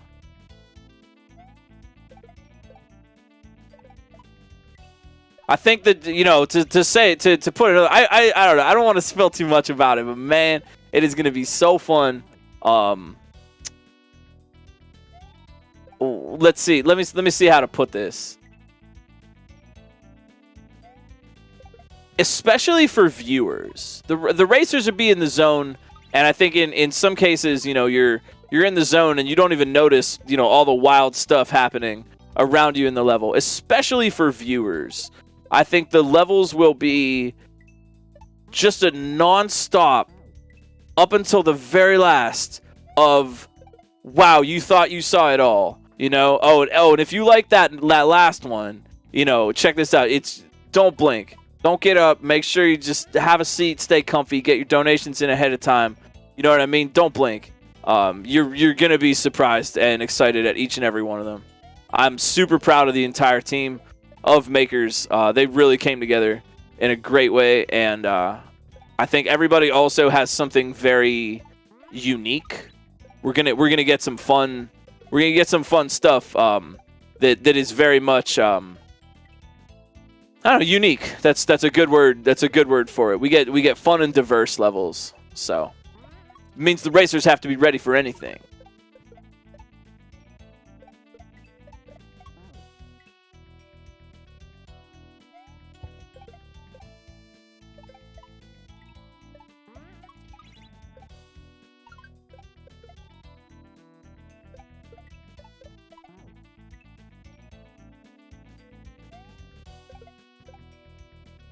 Yeah, that's a good point too, Doc. If you're excited about the list of makers, get doubly excited because each level is probably the purest essence of each maker. Yeah, I thought that as well when I was testing, that each maker really shows their personality very well, and it's like, ah, yes, this is a level by this maker.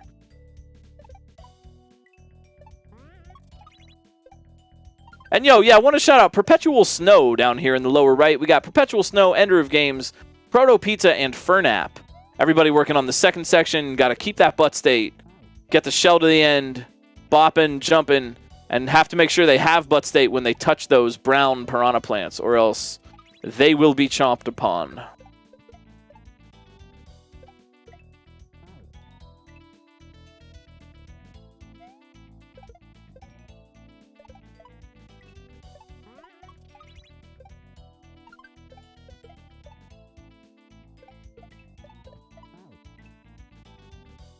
Yeah, that is a nice little respawn strat Perpetual Snow has. I like these little side strats. I don't think they mean bad things for the level. I think it means that there's just some adaptability. You can use your brain. If anything, I kind of like when the level maker seems to say, it's okay that you thought outside the box, instead of the level maker saying, no, do exactly what I do. You ever like think of some really clever cheese and then you find out that the level maker like thought of it ahead of time and stopped you? It's like, okay, I guess. No fun allowed today, I see. You know? Kind of like that. Like, it's fine, you know, okay, no fun, I get it, I'll do the thing. But it's nice to feel clever.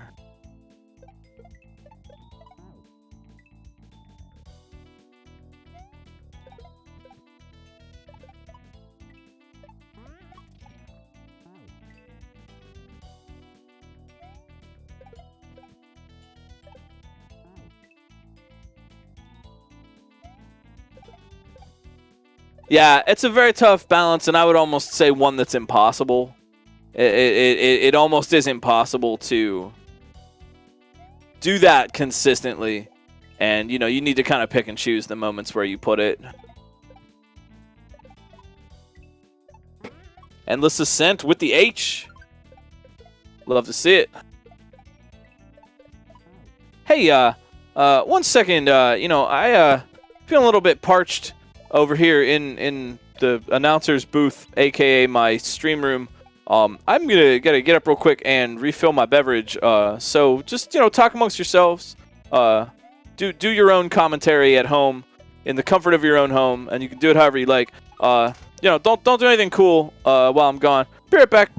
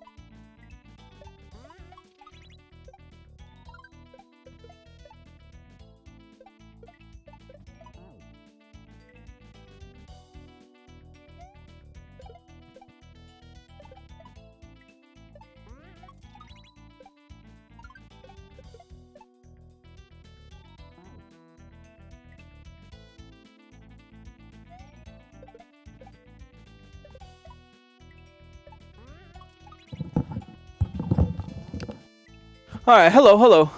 I made it back. Did anything cool happen? Were y'all having a little party?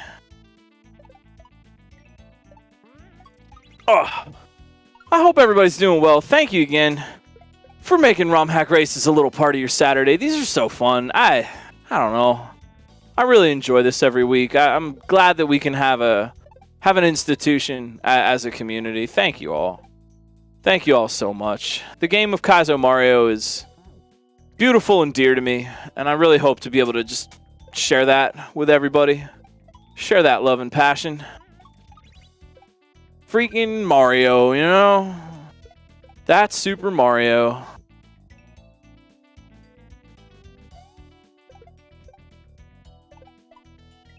You think the Super Mario movie is going to have a reference to Kaizo?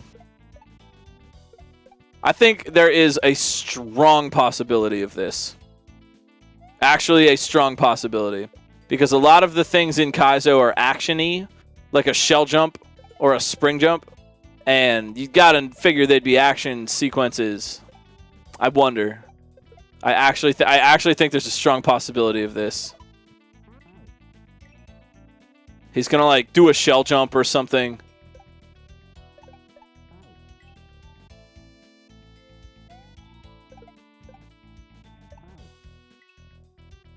Likes to pretend the Super Mario World Kaizo community doesn't exist. They like to pretend a lot of things don't exist. But they sure like our ideas for stuff. It's like they try to pretend, but then Mario Maker 2 comes out and we're like, "Hey, that's all the favorite stuff that Kaizo players like." On-off blocks. This is like everything from Invictus.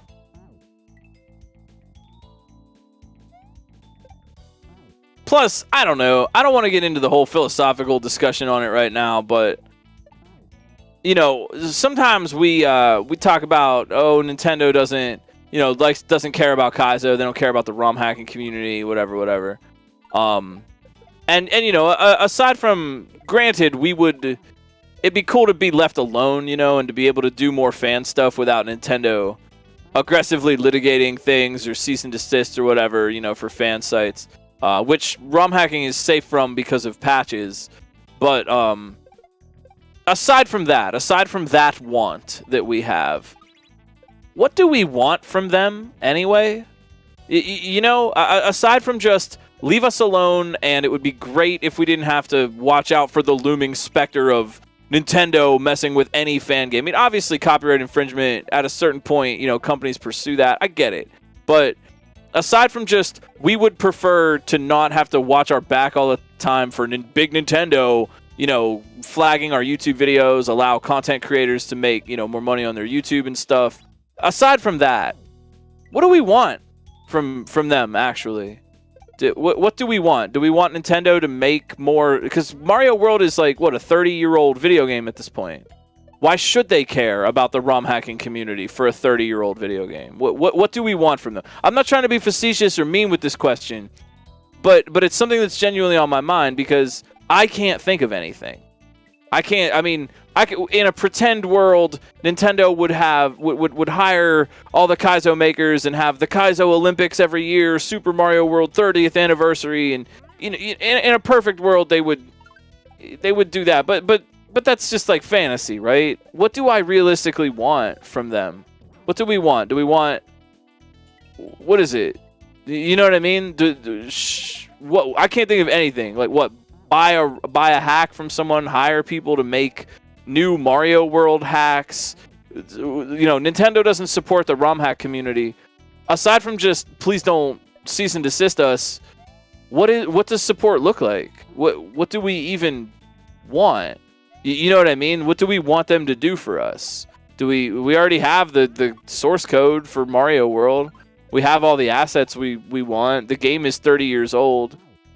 What do we want Nintendo to create, like a user generated library? Do we want Nintendo to make Mario Maker but for Lunar Magic so we can upload hacks and play them on the virtual console? I don't, you know what I mean? I just don't know what they want from us. Heck, they leave us alone, right? Romhack Races, streamers are fine. I know, you know, YouTube content creators have a rough time with monetizing Nintendo content. We would like that to not be a thing, but I don't know. What do we want from them? Acknowledgement that our way of playing the game is a valid way of doing it. Yeah, I could see that. Like Melee, sure. I think though, and I can't even recall, but there was a blurb, one little bit from someone at Nintendo, and they were asked about, I don't know if it was Reggie or who it was, but someone like big at Nintendo, some designer, or maybe it was the designer of Mario Maker 2, like the lead, or Mario Maker 1. And they were asked about, what do you think of people that make those really hard levels? And they basically said, oh yeah, I know about them, but that's cool, I don't really care. You know, it's whatever, they do what they want. So that's a little bit of that. I mean, it would be rad if Nintendo would acknowledge the Super Mario World fan community. Happy 30th birthday, Mario World. Look at the legacy the game has made. Here are some of our favorite picks for the best Mario ROM hacks on the Nintendo Direct. Shoutouts to these content creators. Great work. Keep it up. We love to see it, right? That would be awesome. If Nintendo would come down and do something like that, that'd be rad. But that's like, okay, that's good. But I don't know, it's lip service, you know? So I guess my point is that when people talk about, oh, Nintendo doesn't care about ROM hacks, they don't care about us. Is that important? Like, do we need them to care? What do we want from them? You know, that's just me. I'm not trying to be combative, get into the whole philosophical thing, but you know, what do we want anyway? Because I think we're doing great on our own.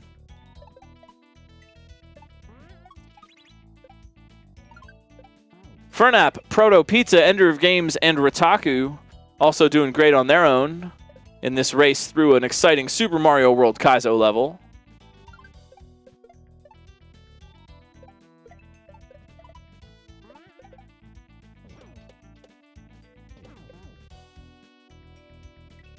Sure. I get that. I get that.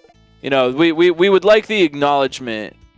Yeah, but you know what exactly?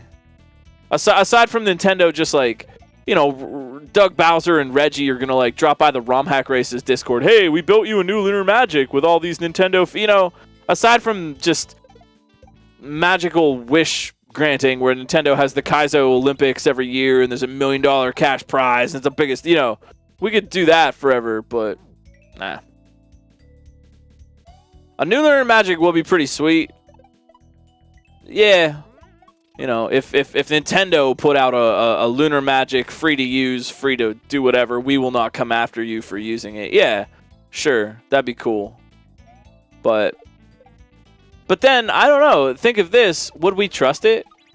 Would we trust them? You know, would we trust them to really give that? Because they've dropped the ball a lot, right? You know, we say we want this, but are we even in a position to accept it? Because that's my thought. You know, if Nintendo puts out... Because it's like Mario Maker kind of is their Lunar Magic. That's what they were kind of trying to say. Like, hey, why don't you ditch that Lunar Magic and come over here and play Mario Maker? Would we trust them? At what point, you know what I mean? Where does our lust for accuracy and perfect physics end? And why can't we just satiate that with the original game where it's just already perfect?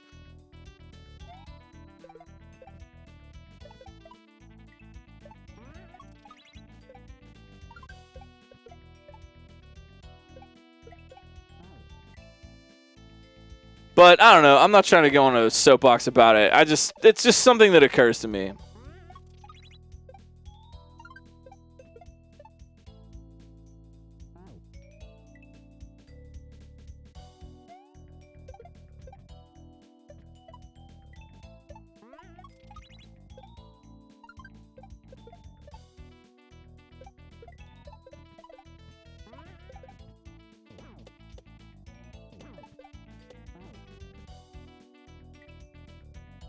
And, you know, I'll postulate this as well. Maybe Nintendo doesn't hate us. Maybe not. Maybe they just kind of, like, don't care as much as we do.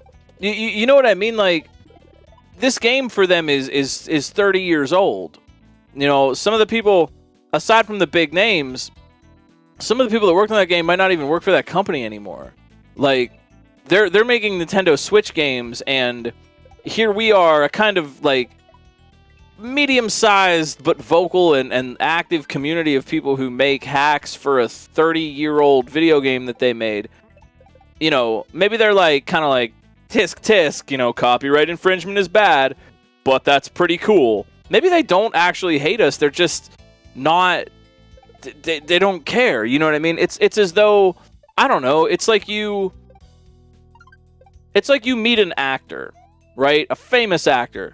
And all you want to talk about is that one indie movie they did when they were 20 years ago. Oh, I loved you in 9 Days Till Tomorrow. Oh, that was the best one. 9 Days Till Tomorrow. Can we please talk about that? And this actor is like, cool, thank you, but I haven't thought about this movie in 20 years. I'm doing so many other things, right? I went on and did all kinds of tons of stuff. You know, and I thank you. I'm glad you like 9 Days Till Tomorrow, but understand that was something I did 20 years ago, and I have moved on at this point. Maybe Nintendo just kind of feels like that, right? Like, you know, like we're the ones that refuse to give up this 30-year-old game, and they're like, okay, you can do this. That's cool. We like you, but don't expect much from us because you're living in the past and we're not. I don't know. Yeah, right. And then, yeah, right. And now you've cornered the actor, and you're trying to tell him about this D&D campaign you wrote based on the plot of that movie. And the actor is sitting there going, "Wow, they've gotten more into the lore of this movie than me or the director did." You know, and they're just like, "I'm glad that you absolutely love 9 Days After Tomorrow. It seems that you love it more than me. It's kind of yours now." You know, like you could just have it. Like, exactly. I mean, they're a company. They're making profits. Mario World isn't profitable. I mean, honestly, in a dream scenario, what do? If I had my way, if I get to talk to Doug Bowser, listen, just make a new Super Nintendo. Just do it again. To heck, put out a Super Nintendo like Omni retro system. Make your own NX or whatever, and it plays Super Nintendo, N64, and NES cartridges all in one. Plays all your old cartridges, and then just make new ones.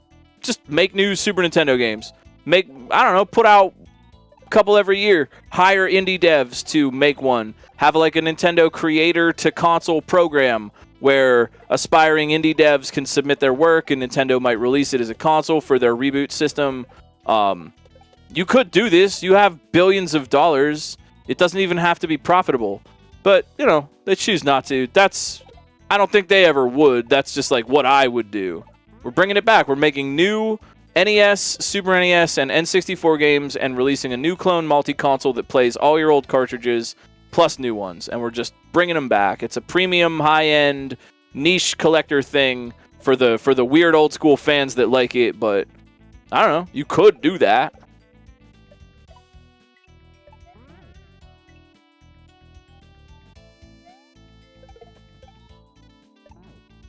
"9 days after tomorrow." But so I'm kind of going on a tear here. I hope y'all are having a nice night. Thank you for making Romhack Race as part of it. Fernap, Proto Pizza, Ender of Games, and Ritaku working hard here on the second section. A challenging level tonight from Jank Pickle. And I hope you're staying comfy. That is where it's at. 9 days after tomorrow. Oh, but I was saying 9 days until tomorrow. Not 9 days till tomorrow. Just for true surreal weirdnisms.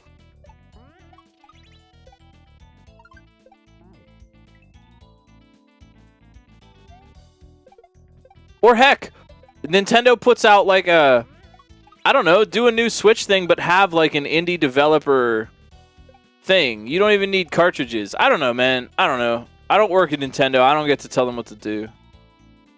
Maybe someday someone will just make a new Super Nintendo game. Maybe we'll finally deconstruct Mario World enough. This is more of a philosophical question. I don't actually know the answer, both in terms of code and legally. But, like, how far can you deconstruct the code of Mario World to the point where it no longer is Mario World?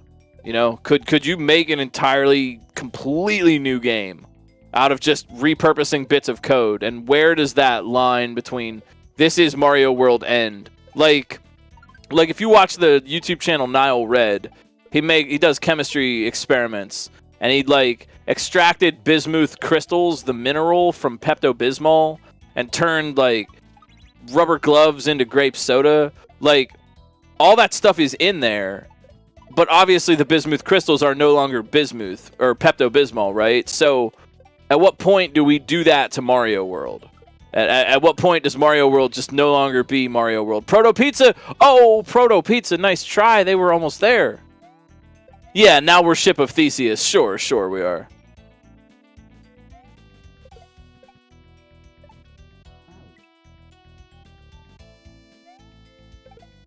You know, Germdove, they tried that a little bit with a game called NES Remix on the Wii U. It was like old NES games with like little mini timed challenges. It was kind of like the Nintendo World Championship cartridge. Yeah, it was like Nintendo NES WarioWare. They kind of did that, and I actually had high hopes for that. I liked that game, and I played it a bit. But they never did. I was hoping for maybe a Super Nintendo remix or something. N64 remix could be, and they never did. They just kind of let it hang. Thank you very much, Sessions. All your subs and bits go right back into the Romhack Race community, so we can keep bringing you this kind of stuff, pay for server costs for the website, commission emotes and artwork, and generally just be able to bring you good content. Thank you so much for that.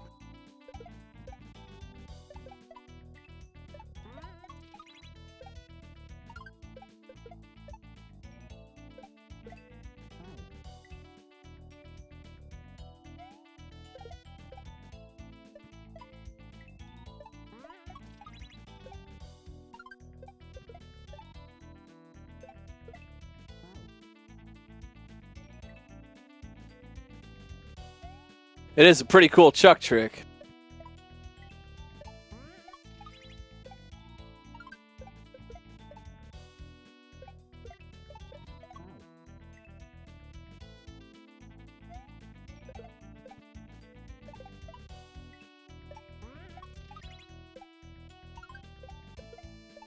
Yo, Rataku making big use of that cheese. You like to see it.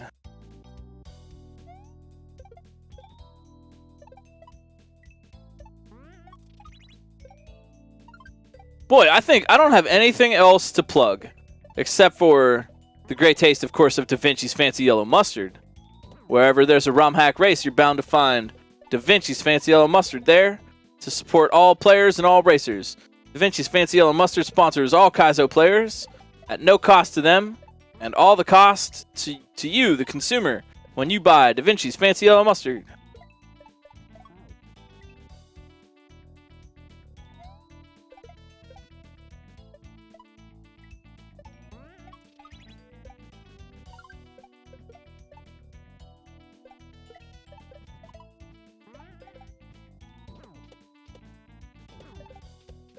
Ooh, Proto Pizza looking for the win.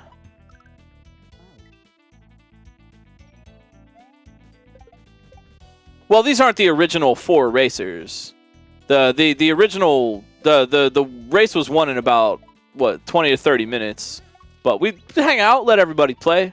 It's less about the race and more about everybody doing their best. And sometimes a racer that doesn't necessarily get a high rank on the leaderboard will do something that nobody else did, or find a cheese that nobody else found, or a strat, or like really genuinely do something massively impressive, but they didn't necessarily take first. So leaderboard position is not necessarily the be all end all. It doesn't tell the whole story. Thank you, Attention Deficit Dad. Appreciate that. Thank you so much. I hope you're having a good night. Thanks for spending it with us. I just really want to try to keep that focus on the good stuff that the racers are doing and the full community involvement. You know, like I said, the race is just the wrapping paper around the real presentation, which is showing off the levels, everybody showing off their skills, regardless of where they place, and having fun and getting a chance to just do a community event like this. Same thing for the GDQ race, same thing for all the races that we do. You know, there's only so much value in competition. You know, there's a bit. It can be valuable. It keeps you sharp, helps your nerves a little bit. It helps you focus. You know, there's value in that. There's fun in that to see who can clutch it out and who can win. But you can't get any more than that. You know, to push the competition edge is to stretch something too thin. And it becomes not fun anymore, you know, when it's all who can win, who's the best. Oh, you lost. You're not as good as so-and-so. Nobody wants that. Nobody needs that. So that's what's up.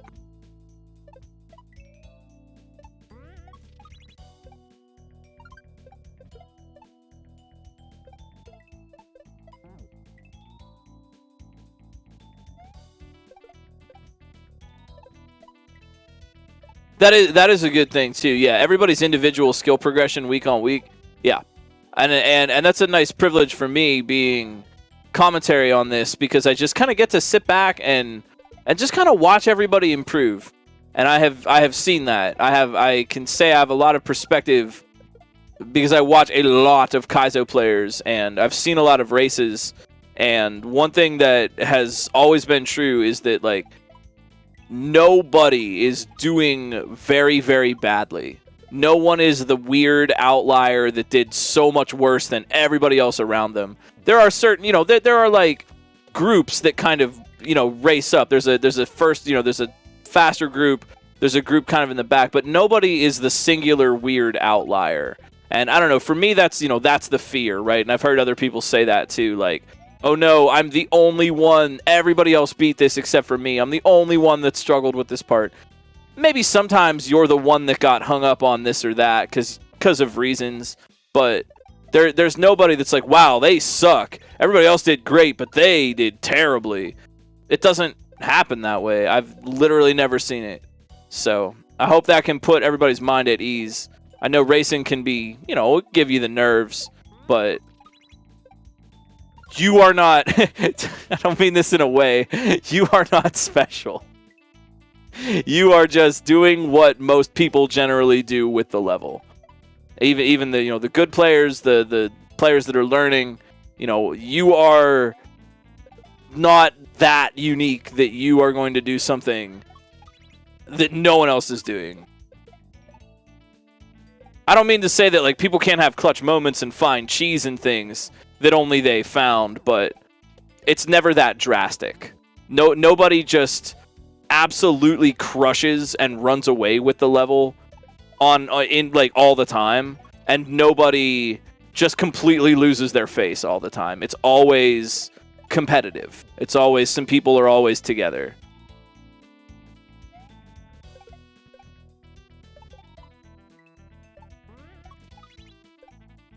And that's why the GDQ race is going to be really great, because I'm telling you, it's going to come down to one obstacle. Two racers were on the same obstacle. One racer got through, the other racer missed it by a hair. If you want a prediction for the race, that's what it's going to be. It's going to be white knuckle, and I think the racers are just going to absolutely crush it.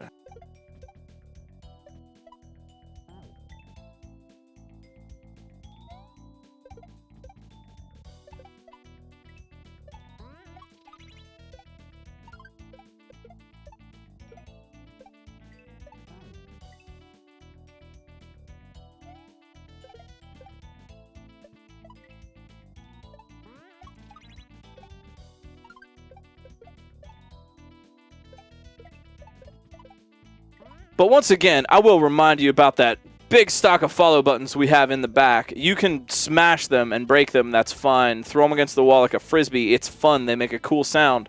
Come back and see us Saturdays at 8 for Romhack Races. We're going to have a level from Fire next week, and you can check out our backlog of levels on romhackraces.com. That's romhackraces.com. It's romhackraces.com.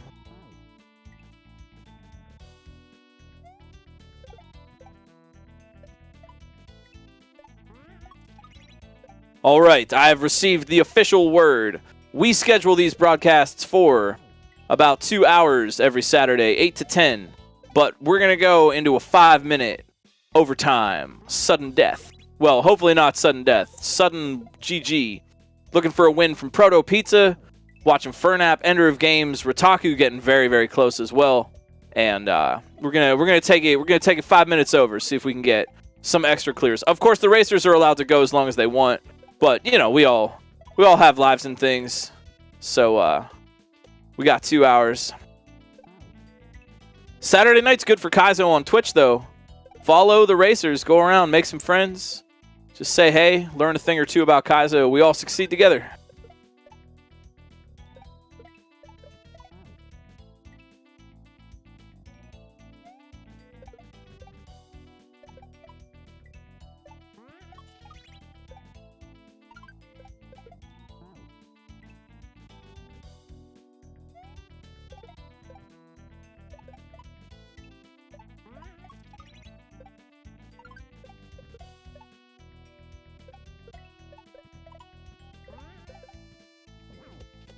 Proto Pizza, let's go. Oh my gosh. Oh, they're up. They got the cape. They're up. They're down. Oh, they're all the way down. No.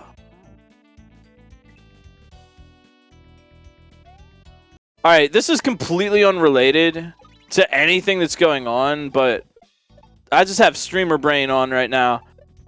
And I want to tell you about something that's been living rent-free in my head, and I'm fine with it living there. But it's been hanging out. Has anybody else even seen I Can Only Count to 4? Have you seen this? It just showed up on my feed one day, and I'm like, no, this is so dumb. And then I watched it, and I'm like, this is so dumb.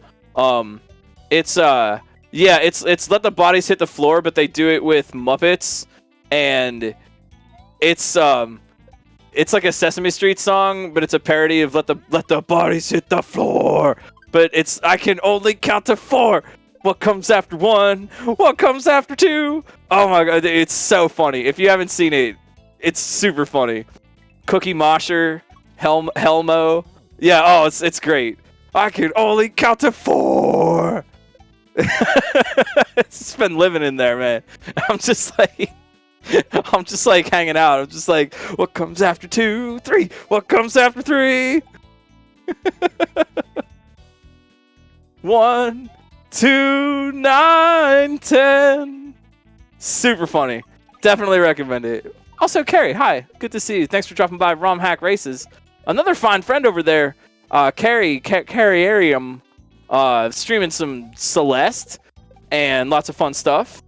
A good stream, one I enjoy hanging out on. Nathan, oh yeah, that'd be on brand for you with Cookie Monster, yeah. Is it Psycho Stick? I think so. I think so, Beastfully. I'm not. Is it? That's Psycho Stick? Okay, yeah. Yeah, I didn't look at any of their other videos, but I think someone shared that and I was just like, oh my word. I got the 4. It's funny too because like that's what Sesame Street songs were like, right? It would be something silly like that, like I don't know how to tie my shoes, something like that. So it's like double funny. It's a funny parody, but then it's like also like an accurate parody to what they would do. I like multi-layered things like that. Great commentary and fun races. Well, shucks, that's made possible by viewers like you and a grant from the Chubb Group.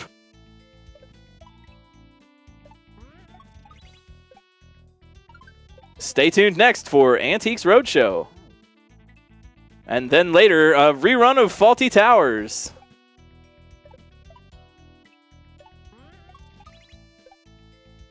I get into small minor arguments with my wife because I really feel like it should be called Downtown Abbey, not Dalton Abbey or whatever the heck it's actually called. I don't even know the show. I just know it's a PBS show. But I was just like, yeah, Downtown Abbey. And she looks at me like, what are you talking about? I'm like, you know, that PBS show, Downtown Abbey. So you mean Dalton Abbey? I'm like, no, I don't. You're saying it wrong. It's an abbey. It's downtown. It's Downtown Abbey. I don't know what you want from me here. ABCD Earth? I'll have to check that out. We got about a minute to go, and Mallow the cat is suggesting that I pick him up and give him a big hug, which I'm always glad to do. No, it's not. It's Dalton. D-O, it's like Dow. Dalton. It's not downtown. I know. I know. It ought to be. It really ought to be.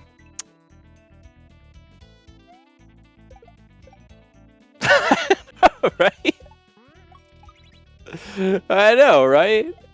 Well, we're coming up here on 5 after, everybody. It is a lovely time hanging out with everyone here on Romhack Races, but we are probably going to be wrapping up for a raid.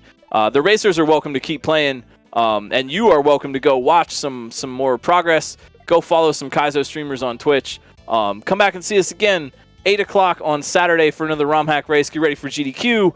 Check out the website. Join the Discord server if you want to race or sign up or make a level. We would love to have you. Mallow the cat, I will play with you in 1 second. We are going to go raid Ritaku. They are kind and cool. Like you. You are also kind and cool. Thank you for being a part of this. I hope you have a very nice night. My cat is trying to get my attention. Oh, look at him over there. Hey, don't forget, you matter. Your thoughts matter, your heart matters, your feelings matter. You matter to other people in your lives, and you matter to me as human beings. You matter to the internet's #1 longboy ferret, and the people that matter to you in your lives would love to hear from you about that.